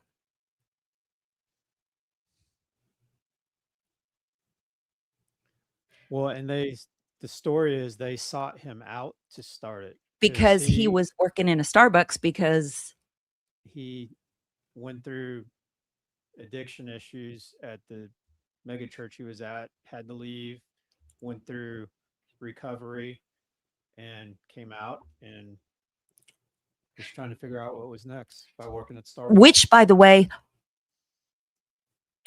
a pastor who's like in recovery, who's been through this shit, who's like life is blown up and is on the internet, and that's the kind of pastor you want. You don't want a pastor who's pretending like everything is great all the time. The first time I actually enjoyed going to a church is when the pastor talked about how he struggled with something and he and his wife had a fight about something. And I was like, what? What? But, God's grace and how it was applicable. And I was like, okay, this is relatable. So this pastor went through the crapper, addict, suicidal, just active, just miraculous that he's alive at all. He was working at a Starbucks. We're talking mega church, high profile in the community, mega church. Works in a Starbucks, which was actually still in the community. And I was like, when we had lunch, I'm like, were you trying to punish yourself? He's like, I didn't think about that. And I'm like, honey, you were trying to punish yourself because he had to see these people. One day, Bruce Jenner walked in. Kris Jenner. No, it was Bruce. It was Bruce. Bruce Jenner before he became Caitlyn Jenner. Right? You following me, Doug? Yeah, but I Bruce want walked to in. clear up one comment. Kris Jenner doesn't have anything to do with the church anymore, and she has no money involved in the church. It was just something they helped start it, and they moved on. So there are rumors of it being a money laundering scheme, but that's Oh, did not- somebody mention that? That's again why they are very open about the story of it and even address that rumor. So. I got to tell you what, though, we went a few times. We went several times. And I remember driving home because it was the first church that we had gone to together. where we were really starting to process our religious baggage together. And Brad's a great teacher. And I was writing notes. I was getting a lot out of it. And we were riding home. I can picture it to this day, the wind blowing in my hair and thinking, and I laughed and I was like, Doug, I'm like, my soul is being fed right now by a church that Chris Jenner started. Funded, seeded the money, like funded for a year. I think that's what the deal was, that she funded like everything for a year. Now, why she did, whatever, I don't know. Remember, even we talked about this a few days ago, which time is irrelevant on here, right? Because this could be the first one you've seen. It's not like these are podcasts are presented in order, whatever. That even our even if she had the purest of intentions, that our best deeds are like filthy rags before God.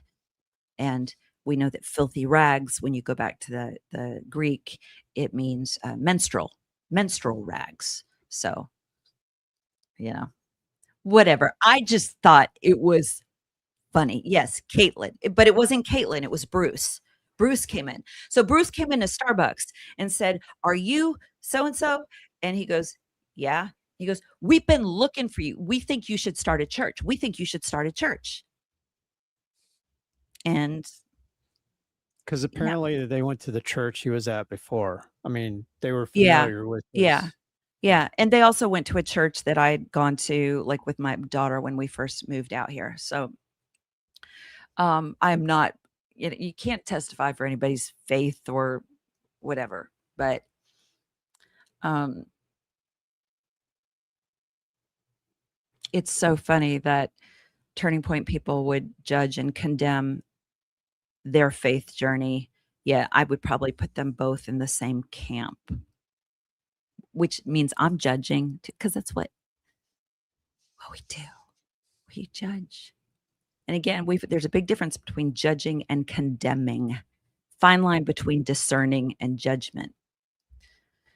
But I think the word judgment gets a bad rap. What does the Greek and Hebrew for judgment? That's something I want to do a do a not a Bible study, a exegesis. Is that what it's called? When you break down the word, the original A word meaning, study. a word study. Like I want to know what that literal.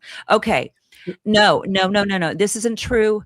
The California Community Church, $1,000 monthly. That is not true. That is not true. That rumor was going around, $1,000 monthly membership, not true. Okay? Not true. And I actually the first time I heard it, it was, uh, just to join, not monthly. But no, no, I don't care how many times you see it in writing on the internet. That is not true. Well, Not true. and we've been to enough churches, enough denominations that we have some sense of when something's legit and when it's not as well. I mean, Oh, yeah. so Yeah. Yeah. It's just funny, like, it was just a situation to me where, like, you take an example of, like, Noah being a drunk and, people he didn't just become a drunk, like, he was a drunk for a while, and they're like, "The drunk guy thinks, the drunk guy is building an ark," and when you look at the people that are used are really jacked up people, and some of y'all giving Chris Jenner shit right now are people who use the same rationalization to vote for Donald Trump. So take a seat. You're like, God can use anybody. God can use Donald Trump. That's what you sound like in my head. I'm conjoining so many accents. Yes, baby. did you find a name to the hotel? No, I never found a name. Carmageddon. We don't pay membership in the church. Okay. Carmageddon. We don't go to that. Carmageddon said the industrial type photo in the room could it be the Asher Adams Hotel. It is just 2 stops down on the tracks to Aloe mall entrance. I don't no, but would you write that down Sure. and then write her name down? It would, yeah, if it's, is it walking distance? Doesn't have to be walking distance down the street. But no, I'm just gonna say it one more time. There's no monthly membership. Okay, have we not all figured out by now? You can't trust what you read. If you're just Googling something, like I won't even repeat information without 2 or 3 sources. My mic is out. Is my mic out? Yeah, something's wrong with your sound. Mic is off.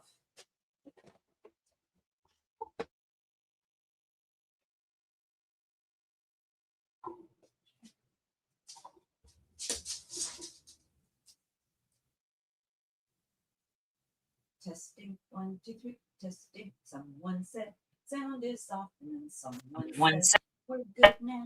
Hello, sound is soft. Your mic is unplugged. Sounds like Mormon temp that high. There was no money we had to give. Did you get my tweet with my book recommendation? Over X? We need weekly book club. Southern Baptist Weekly with Doug. If Doug wants to do that, Doug and I would not have the same kind of book study. Mine would have aliens and visions and people who want to go vegetarian but have a hard time totally committing members. And oh, you heard the dog nails, then yes. So Doug, that would be funny. That would be funny if we did different book studies. What book would you do?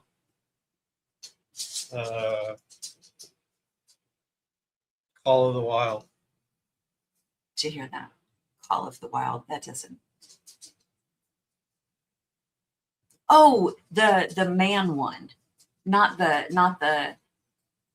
I mean, the one that's like about men, not about the dog. No, the one about the dog. The one about the dog. And a man. Do you know why Doug has, when we got 2 Pomeranian puppies, they were teeny tiny, and Doug claimed one as his own, mine. And he named it Buck. What are you doing? It's working now. It's working. It's still going in and out. Is it going in and out? I'll let the people will let us know. Tell them a story. So he named the dog, who is a Pomeranian, Buck. I kind of kind of gave it away. After the dog in Call of the Wild. A Pomeranian.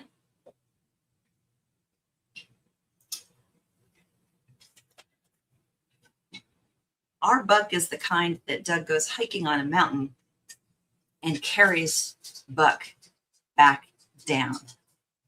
You're shaking your head no, but you've had to do that before. You've had to do that before. What kind of dog was the real Buck? St. Bernard. No, he wasn't a St. Bernard. He was. Oh, you should see the look. I don't know that I've ever gotten that kind of look. But I'm telling you right now, I know for a fact the dog in Call of the Wild was not a St. Bernard. You're thinking a white thing. No, I'm not. Look it up. Google it right now. And practice these words in your head. You're right, honey. I was wrong. I know you're wrong. I'm sorry. It's the PC mic, not her mic in front of her. You would think, but But are we good? Can you hear me?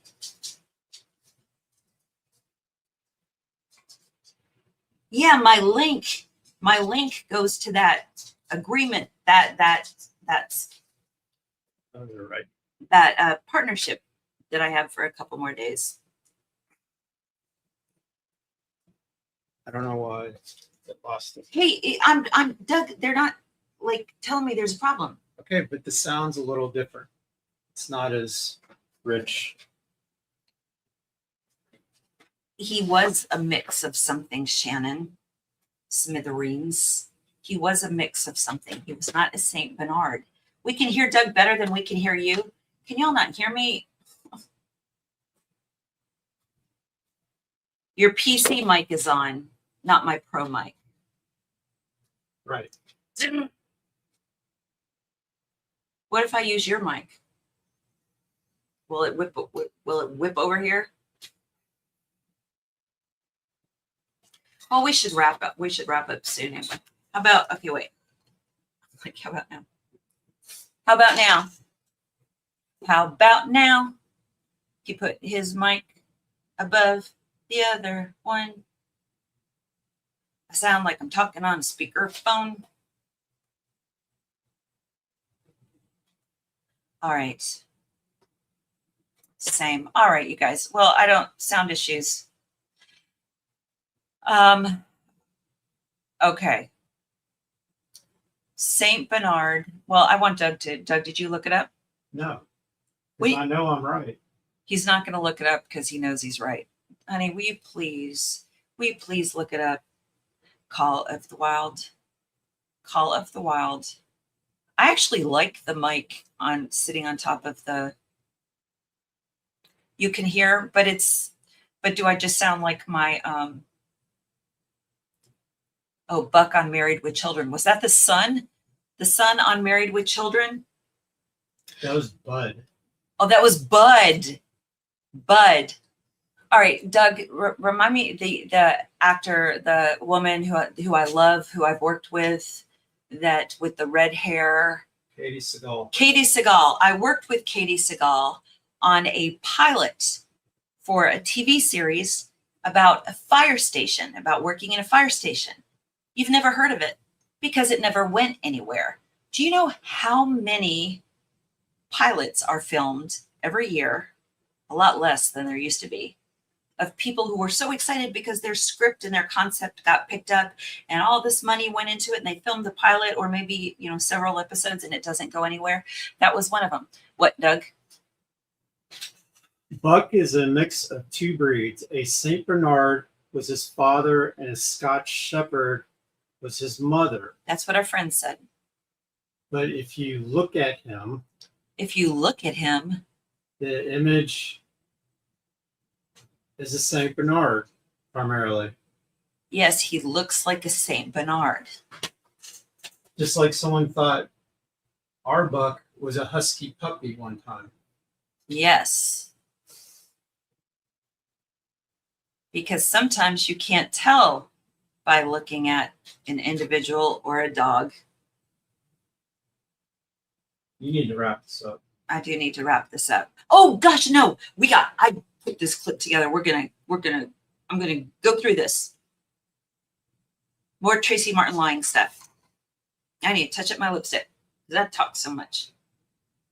Proclaim is interesting because when it started back in New York in 2018, I think I helped her with the samples, connecting her with who she needed. But the reason why I did that was because it was started under the premise, and this will give you an idea of who Erica is: buy one, give one. So you buy one, and then one was given to the homeless. And yeah, and she has videos that live, out there where like you would produce a sweatshirt and then she would give one to the homeless and she would do these types of things. And it was just her heart. And that's where I think people are so far removed from the person.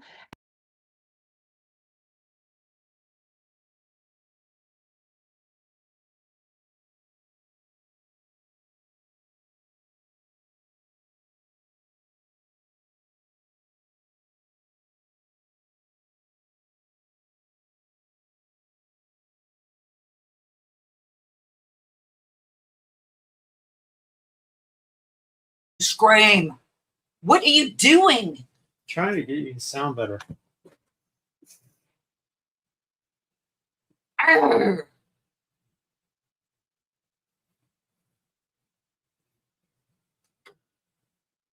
Does it work now that you're taking your mic away?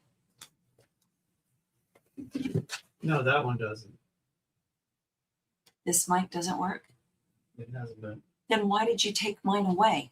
I'm talking to the people. your PC mic. Why'd you take that one away? I'm still talking about significant things. Do you have something significant to say? They're hearing everything you're saying right now because I'm listening to it. Couldn't they hear it better when the No.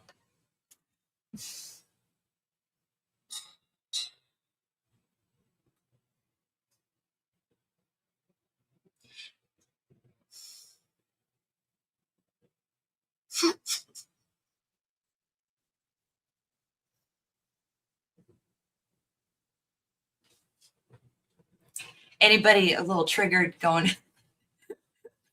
current memories coming back to you? We should have a special emoji for that. What is freaking hysterical in the psychotic, like, isn't that funny kind of way, is that the whole premise of Tracy is like the cohort. This would have been so much more articulate if Doug would have stopped walking back here. Erica has lied, allegedly, full-heartedly, allegedly lied about propagating this idea, and Tracy Martin has been her partner in crime, allegedly, metaphorically speaking, with the whole thing. That Erica started this organization, this company, and got it to a place where she could turn it over for someone else to run while she was making babies. We know for a fact that LLC that was filed after the fact. It wasn't even legally a company. It wasn't selling things until after she was with Charlie. I think until after she was married. She was never living off that money. Tracy, I'm here for you if you want to contradict me, but I'm thinking there's a good chance that you never lived solely off the income that you were making as a life coach or your handbags. I did handbags too. There's so much I get, except just the blatant lie of it all, which is what the whole thing is built on. The whole condemnation of women. I hear Tracy talk about how she and Erica love women. The whole lie is based around this idea, and there's so many lies to choose from, but this big lie that Erica had the successful business. Tracy helped perpetuate that whole thing. There was no successful business. Entrepreneur. 4-syllable word that just sounds French. Maybe it is French, I don't know. Entrepreneur. I appreciate the entrepreneurial spirit. I'll see your 4-syllable word and I'll raise you a syllable. Entrepreneur. The whole thing is a freaking lie. So what's funny is that it's like, ignore the fact that everything we're telling you about this business is complete BS, and just be impressed that when you buy one, you get two, or a homeless person gets one. Or there are videos out there, she says, where you can see Erica give sweatshirts away.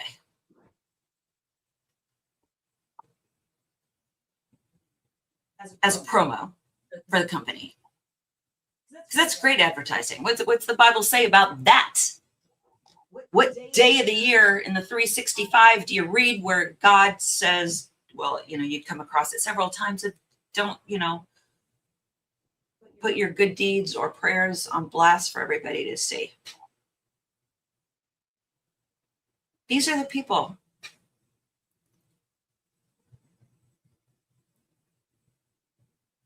We've talked about that, how tribe, our tribe, awesome tribe. You guys are awesome. You want to know truth. You don't mind the messy. It doesn't have to be polished. If Doug and I quibble. I was going to say he's my lobster, but that whole lobster thing is a myth too, just like the. What? Yeah, I know. It's not lobsters. Yeah, I know. Just Google it. Phoebe, in Friends was like, lobsters stay for life. Now it's a thing. But she wants to, it's just so turning point. It's so turning point Be impressed by the flashy, by the fireworks. Be distracted by the glitter and the glam and the bling.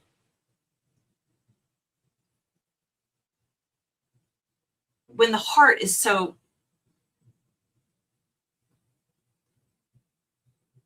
Tracy's like, be impressed. She gives one away because that's who she is. No, who she is that whole company storyline is BS. And Tracy freaking knows it and has propagated it and has the to say they love women. Erica Kirk's picture, the only one you ever see her use for promotion anywhere, is from 2012. I will say it until the day the bitch changes it. 14 years. 14 years. Don't tell me how much she loves women. You ask me what face cream I use because I have great skin. I do have great skin, but I also tell you I've had work done. If I didn't, I'd be a bitch for just recommending a skin cream.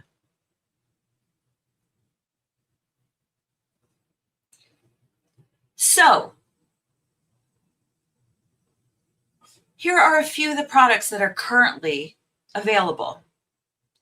They're not always available. They sell out, you know. If you only order 24, selling out isn't a big deal. But this is, Doug and I, like, we have things embroidered. We put our logo on things. So the whole concept, this whole business of one being one that you build up to pass on.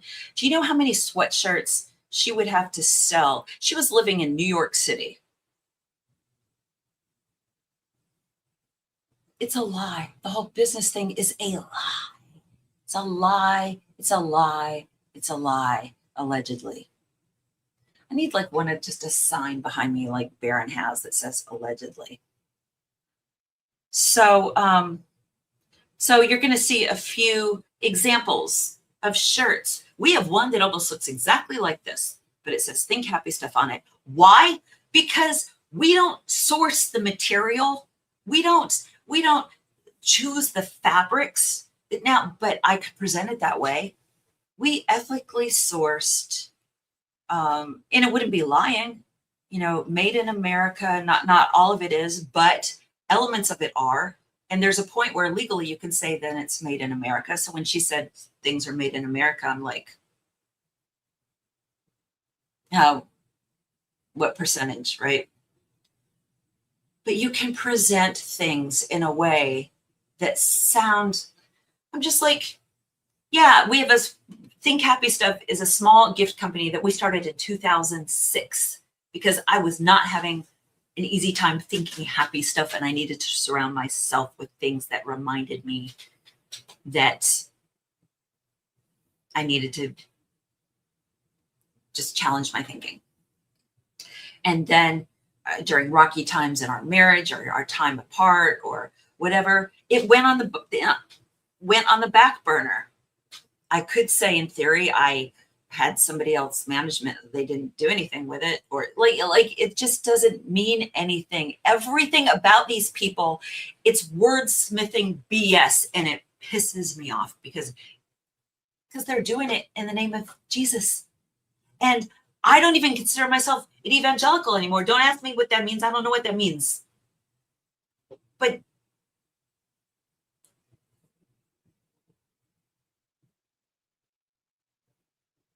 But I'm done with this. I'm done with this in the world. I'm done with the hypocrisy. I'm done with the gaslighting. I'm done with the whatever. And so it feels like everything in my life has prepared me for this time. Not like my purpose in life is this, but our purpose is wherever we are now. Whatever you have going on in your life that got you to this point in this group, in this chat, right here, right now, it's because it's for now. Thank you for being here. You don't get your time back. So it means everything that you would invest it here. So we're going to keep going through the video. I think Doug got a little excited that I was going to be wrapping it up. What?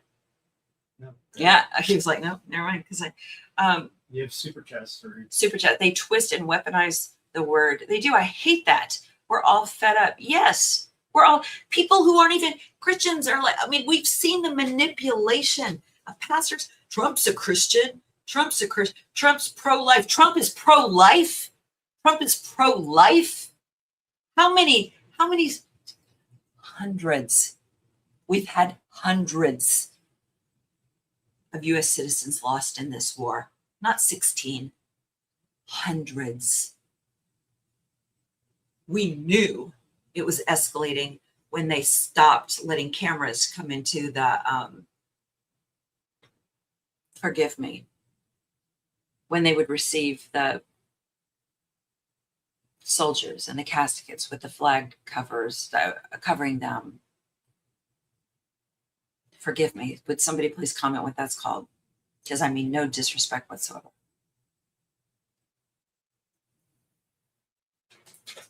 The last one Trump did, he used as a fundraiser. He used it as a fundraiser.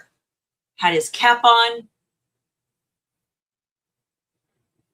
and used it as a fundraiser. Shut it down. We're talking hundreds. We have lost hundreds.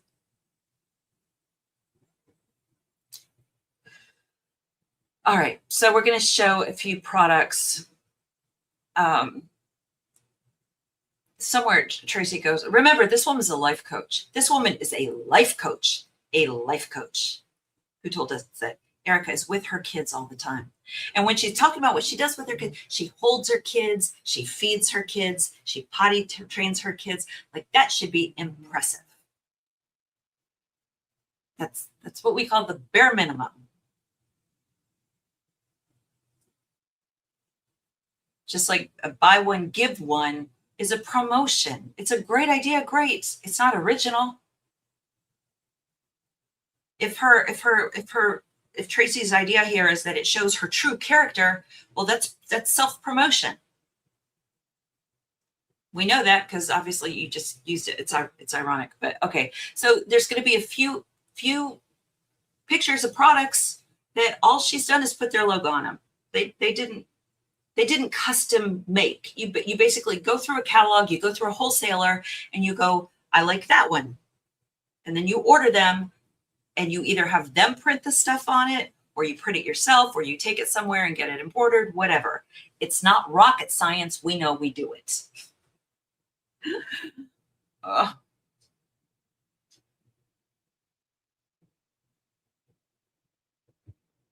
Would you make it them bigger, Doug? The baby blanket is just their patch on a baby blanket. Stickers. And the thing that really bothers me is the women that judge her. Yes. Full well knowing that what they have to deal with on a daily basis. And it really does a disservice to working mothers, because you're thinking that, why is Erica held to a different standard? Why,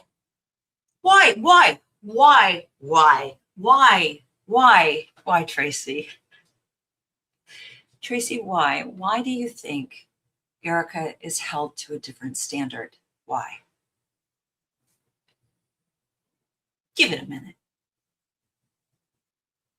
Thank you for the gems. I don't know what gems are. Doug, do you know?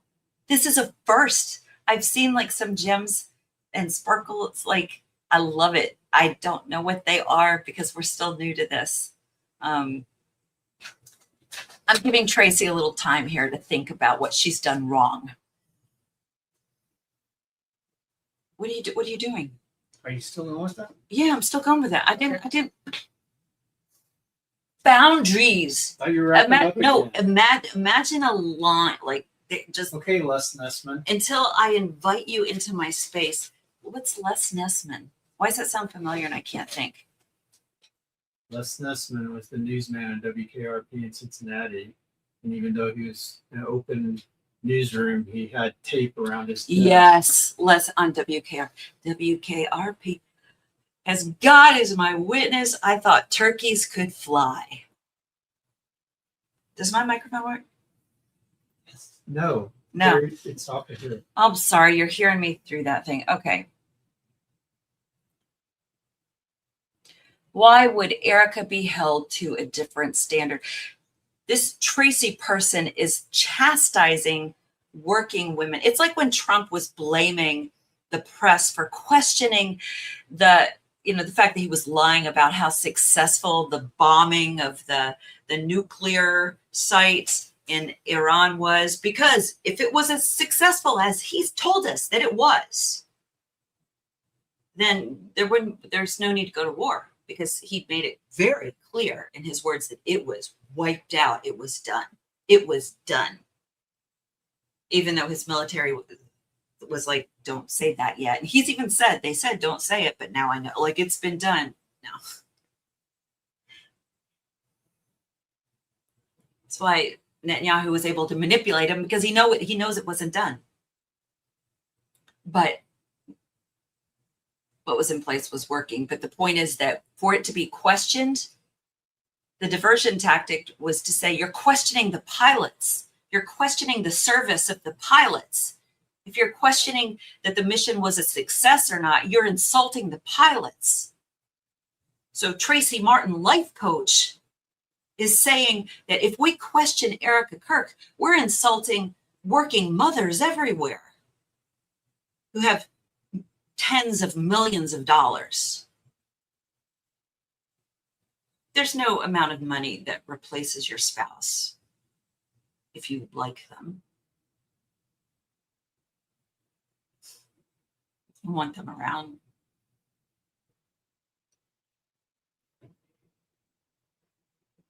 If Tracy cannot understand why Erica Kirk, the wife of Charlie Kirk, who did nothing but berate women with this idea that you needed to be home and you were less than if you were not home with your children. Just like he told men, if you are not handling the finances, you are not a man. If you can't provide solely for your family, you are not a man, he said. Erica even pushed back. She said, what if the woman is better with the money and she handles the finances and, the roles? He goes, well, good luck then. Like, marriage isn't going to survive role reversals. She had ideas. She had these ideas. He shot it down. There wasn't room for discussion. She wanted to live in the mansion. He said, this isn't a good fit for us. And they went back to the condo, and she did a podcast and bitched about having to use a grill, a community grill, and wouldn't use it because she didn't know what they put on the grill. How about you clean it? And then you don't have to worry about it. But she's got people for that. Just like she has people to care for her children. She made that clear in the Barry Weiss interview, that she has a tribe. Well, I didn't expect this. Well, I didn't ask for this. I didn't ask for this. I can just hear the voice. Hopefully you can hear mine, even if it's through this crappy little microphone. Okay. She's a life coach. You're an idiot if you go to her. Not allegedly. You're an idiot if you listen to this woman who doesn't understand why people would be upset at Erica as opposed to all working moms. I don't care if women work or not. That is their decision. If those people would stay in their lane, they'd be happier. But then they'd have to deal with their own stuff. Tracy talking like she's an entrepreneur. Really? Tracy, go on record saying that you were the sole provider of your household, like for not your entire family, but just that there was a season that your entrepreneur ideas paid for everything in and of itself. Because she talks about that she was a life coach, and then she put it on the side burner when she got married and had her kids, because her husband was financially at a place to do that. She was reliant on him. But which is, of course, how it's supposed to be, according to Charlie Kirk, because everything has to be in that way. And if you don't do it right, you're less than. And then Charlie dies, and never mind. Never mind. Never mind. They have lost so much money. Their chapters reportedly are about, allegedly, from what I've heard, the report is about 10% of what they say it is. They are losing. I know of one huge donor they lost that I know the amount. I know of other big ones, but I don't know the amount. They are tanking. They are tanking. God, the universe, the God of your understanding, whatever, is calling crap out. So we hate their lying because we're somebody, if we're in agreement that being impeccable with one's word is important, then we need to be impeccable with our word, because the calling out is also, it's also happening on a micro level in terms of, individuals, not just organizations or countries. Okay. Oh, than We're any almost done other with her. working mother, and any other working mother in a crisis. And first of all, I never question someone else's salvation. Number one, God knows their heart. Go back to the Bible. You can tell them by their fruits. That's right. That's ultimately my litmus test with anyone. And that, I Yeah. think, is where people don't understand. Either you don't have Christ, or you. I can't tell you how many times this woman says things like, people just don't understand that. People just don't understand that Erica is a real person. We're so used to seeing things on our TV, and we don't think that they're real people. People just don't understand that she's a real person. I mean, she says things like this.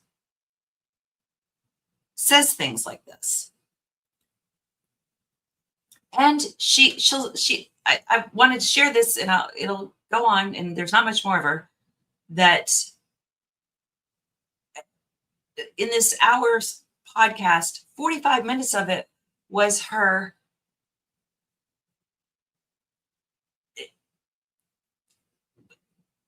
judging Candace and anybody that questions Erica, because they just don't understand. But what's interesting is that if you notice these people that surround Erica, you attract like-minded people. Erica, in lying about what degrees she received and her honor awards, which she didn't get, or how much she played basketball, which, 1 year instead of 2. So all these little things that you're like, but who cares if you're summa cum laude and magna or not at all? Who cares? But she cares because she felt less than. And that's why when she shares her story with the kids, she doesn't go into the stuff that they could relate to. It's more, if you want a Charlie, you need to be a woman who would attract a Charlie. Those words with that much warmth. Nothing relatable, nothing real, just a presentation, just a performance, because in her heart of hearts, she's less than. And she told us that because she said when she goes before God, he'll basically have a ledger. And she uses that words to the kids, that every decision you make is a mark on your ledger. And every time she doesn't want to scream. It's not what the gospel says. The gospel that Tracy says that Erica reads every day, it's not what the gospel says. That's completely contrary to the gospel.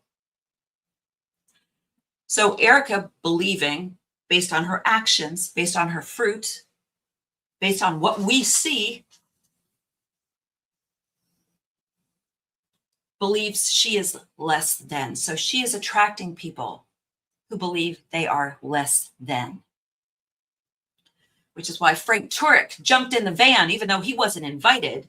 And the Brian Hartwell was like, we don't know why he jumped in, but okay, he's a known.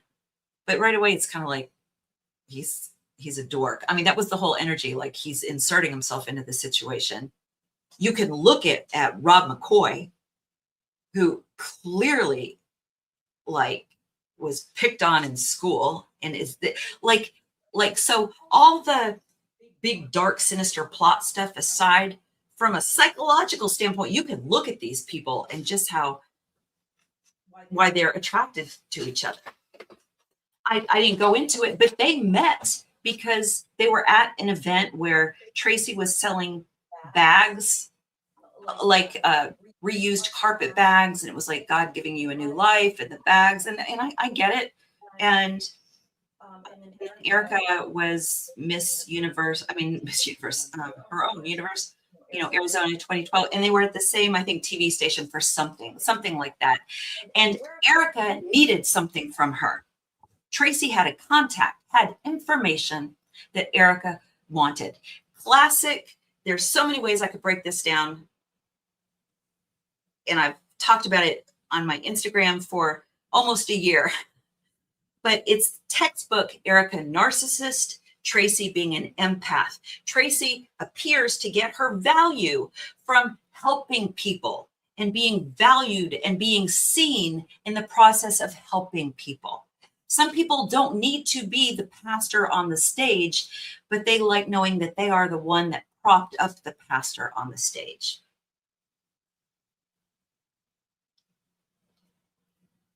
There's a book. I'm sorry, maybe it was a book. The movie, The Devil's Advocate, with Al Pacino and Keanu Reeves, right? Where Al Pacino gives this great monologue and says, I think he's telling Keanu, you're warming your hands on someone else's fire.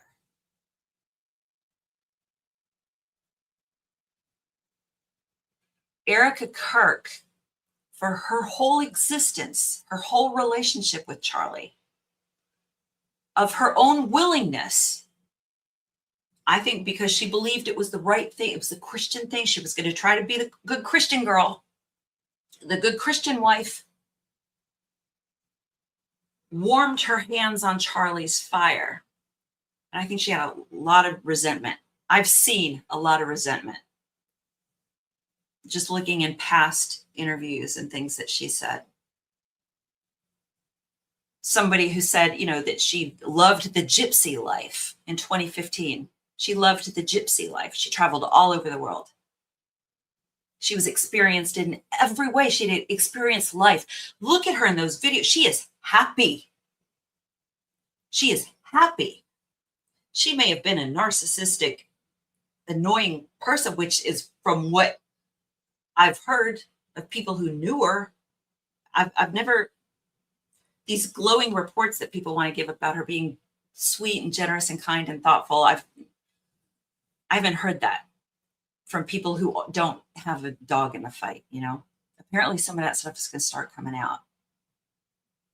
There's some people on social media that are saying they're going to start coming out with that stuff. It's a little, it's tentative to come forward with some of this stuff with donors. But it all fits together. A donor told me that Charlie was excited talking about high school kids in their one-on-one dinner.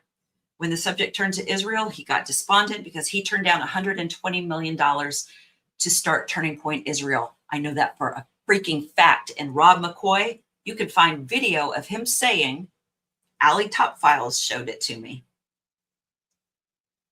of him saying, Charlie, before he died, told me he wanted me to start Turning Point Israel. Interesting. That's the beauty of this. But these people are just, she warmed her hands off Charlie's fire and she thought she'd be okay with that. Clearly she was not.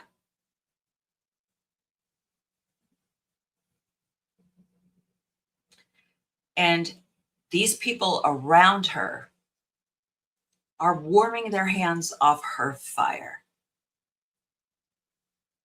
Tracy Martin continuously says, I've had 15 years of shared life experience with Erica Kirk. So she gets together with Graham Norton. Not Graham Norton. Graham Norton is a British comedian guy. Graham Allen. To this day, I can't remember Graham Allen's last name. Who was excited thinking he had a scoop because they were going to expose Candace Owens. And Tracy reached out to him, sensing his disdain for Candace Owens, and said, I can prove I have alibis. Like, Erica was with her mom the morning that Charlie was assassinated. She gets there, great setup, white backdrop, white backdrop, just the black chairs. And when it gets to that part, she has nothing except for the fact that Erica told her. But she says with all sincerity in the world, I know that's where, Erica told me, she ran out, dropped her knees in the park. She's like, I know for a fact she ran out, dropped her knees in the parking lot and screamed. And Graham was like, so what evidence do you have? He put him in an awkward position. And she's like, oh, there's texts and there's she went right into the BS zone. There's nothing. There was one text I showed that she shared that it was nothing. No name, no timestamp, no nothing. And then you've got people that I hate. I don't like saying their names, but because nobody really knows, this Lisa Knows person. Lisa Knows. And she gets excited when people talk about her like this. But she, in this moment, I feel bad for her, but then I listened to her and I saw her go after a disabled person. And then I was like, bitch, I'm like, no. But what an idiot. So her source, she's warming her hands off Tracy Martin. Tracy Martin is warming her hands off Erica Kirk, who thought she wanted to warm her hands off of Charlie. There's not even much of a flame at that point. There's the spark, the little flint going. And Lisa Knows is like, it's fire. There's sparks. I have a source. I have a trusted family friend. Yeah, it's Tracy, who says Erica is with her kids all the time. Every day, she said. She's with them all the time, every day. And who lied about Erica's business to make women feel like shit. I hope you can hear me.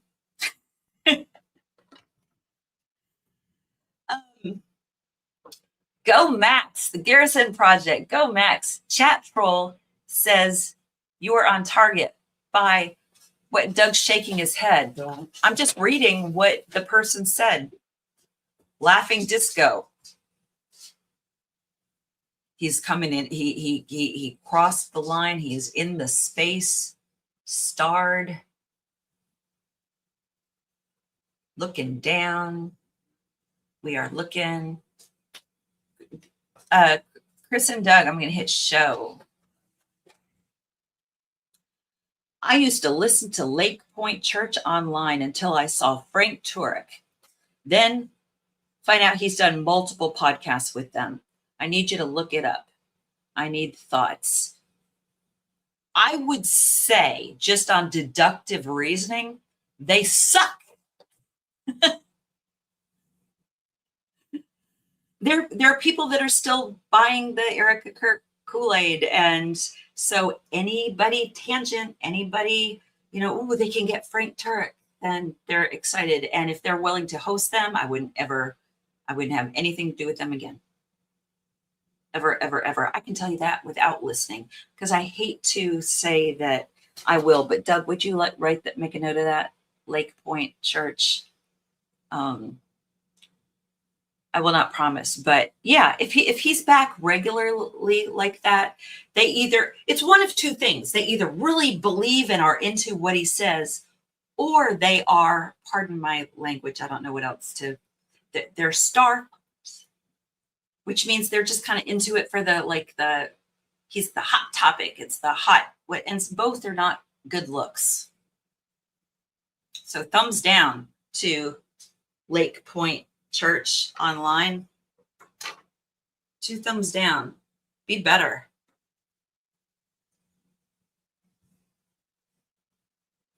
I'll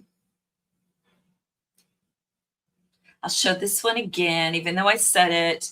Did you get my tweet? If you mean X, no, but I will look. I'm having a really hard time keeping up with messages. We will get a system down. We're working on it. We need a weekly book club. I would like to do a book club. Not gonna lie, I would like to do a book club. However, I think Doug and I should have a separate book club. Doug's book club would be very different from my book club. But you said with Doug. No, I'm not gonna see. You said Baptist Bible study with Doug. I'd be going. No. I'm not Baptist. I know. Okay. Thank you for these gems. Could you look up what gems are? Or did you? Quickly. They twist and weaponize the word. We're all fed up. Any religious manipulation, any manipulation of anything is just brr. Laughing disco. Sounds fun. I want to go there. Oh. We were talking about warming hands on the fire. They are the cleaner fish on the shark, the sucker fish. They're the sucker fish. Parasite. Lisa knows I was her first target. I was kind of flattered. I'm like, they're paying this bitch. And like, I was target number 1. And I forgot what I was going to say.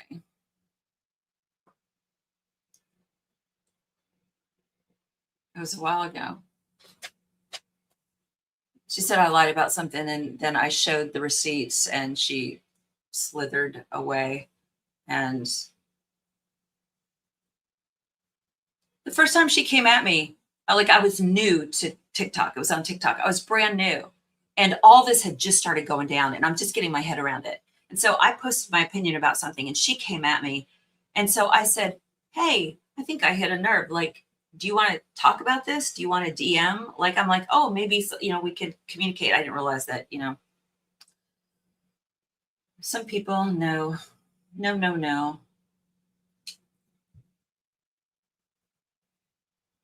All right, kiddos.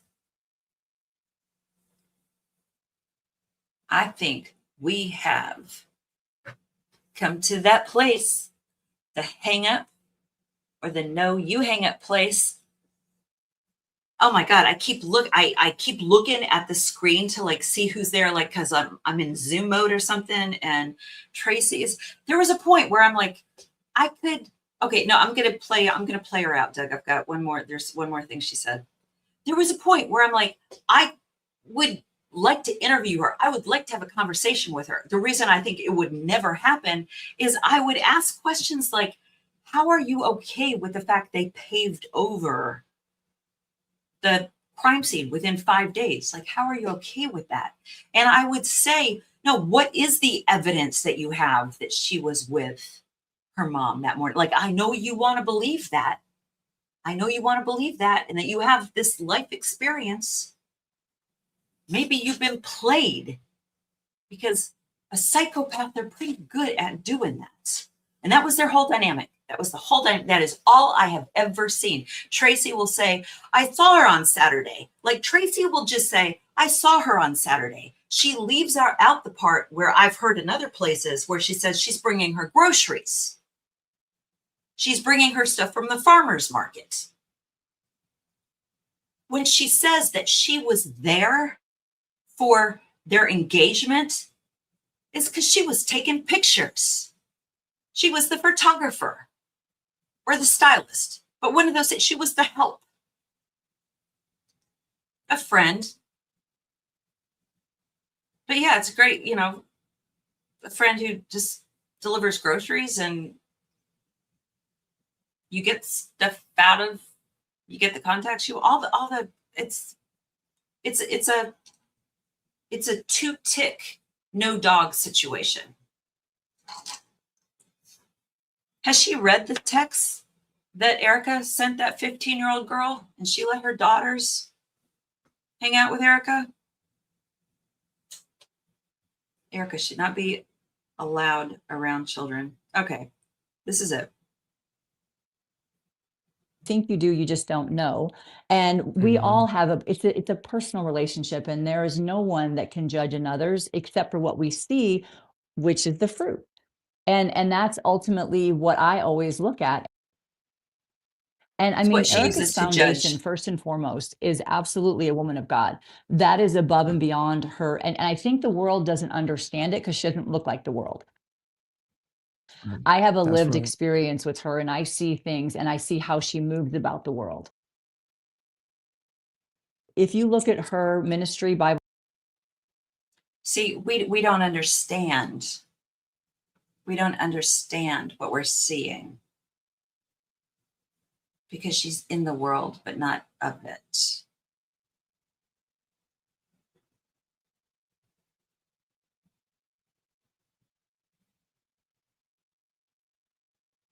It's like these people, you just they all want to keep talking.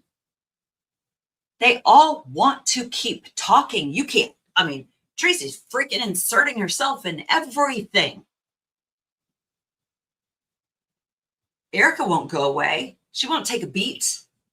She won't shut up. Remember, she said she put out that message on behalf of the family that out of respect for the judicial system, they weren't going to be commenting. And then she shows up a week later and the man who assassinated my husband in front of all these kids.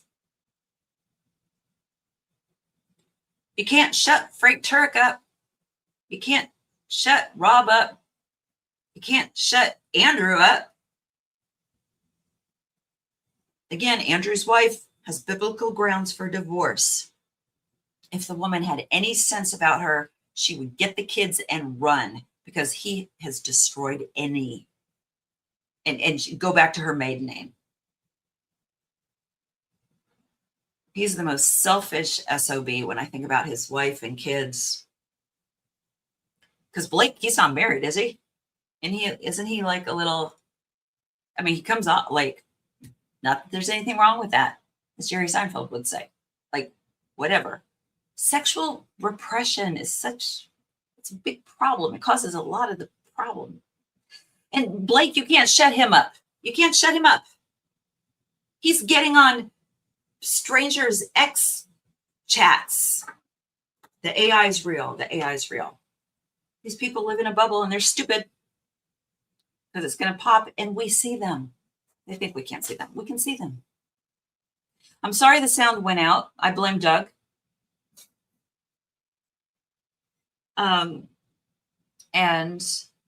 But he can blame me because I'm like, it'll just be an hour. We'll just do an hour. I think you hit a button. I hit a button. Yeah. What are you talking about?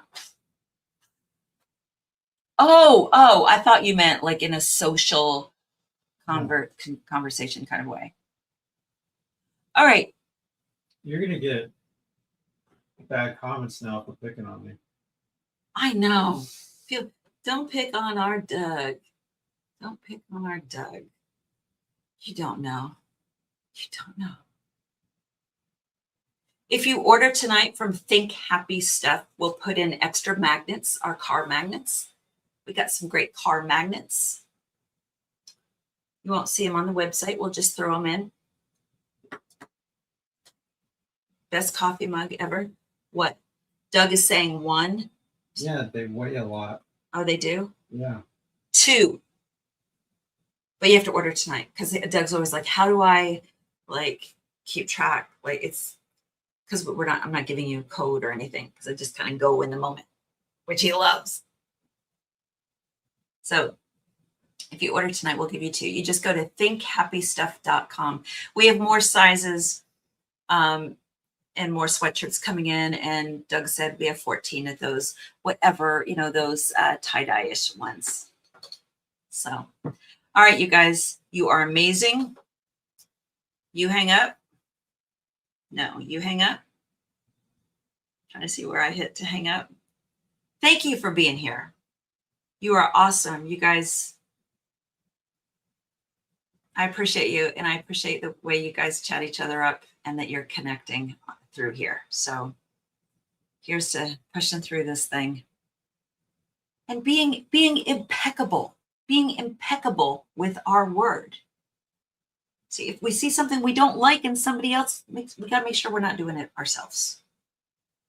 Those people be lying. Love you.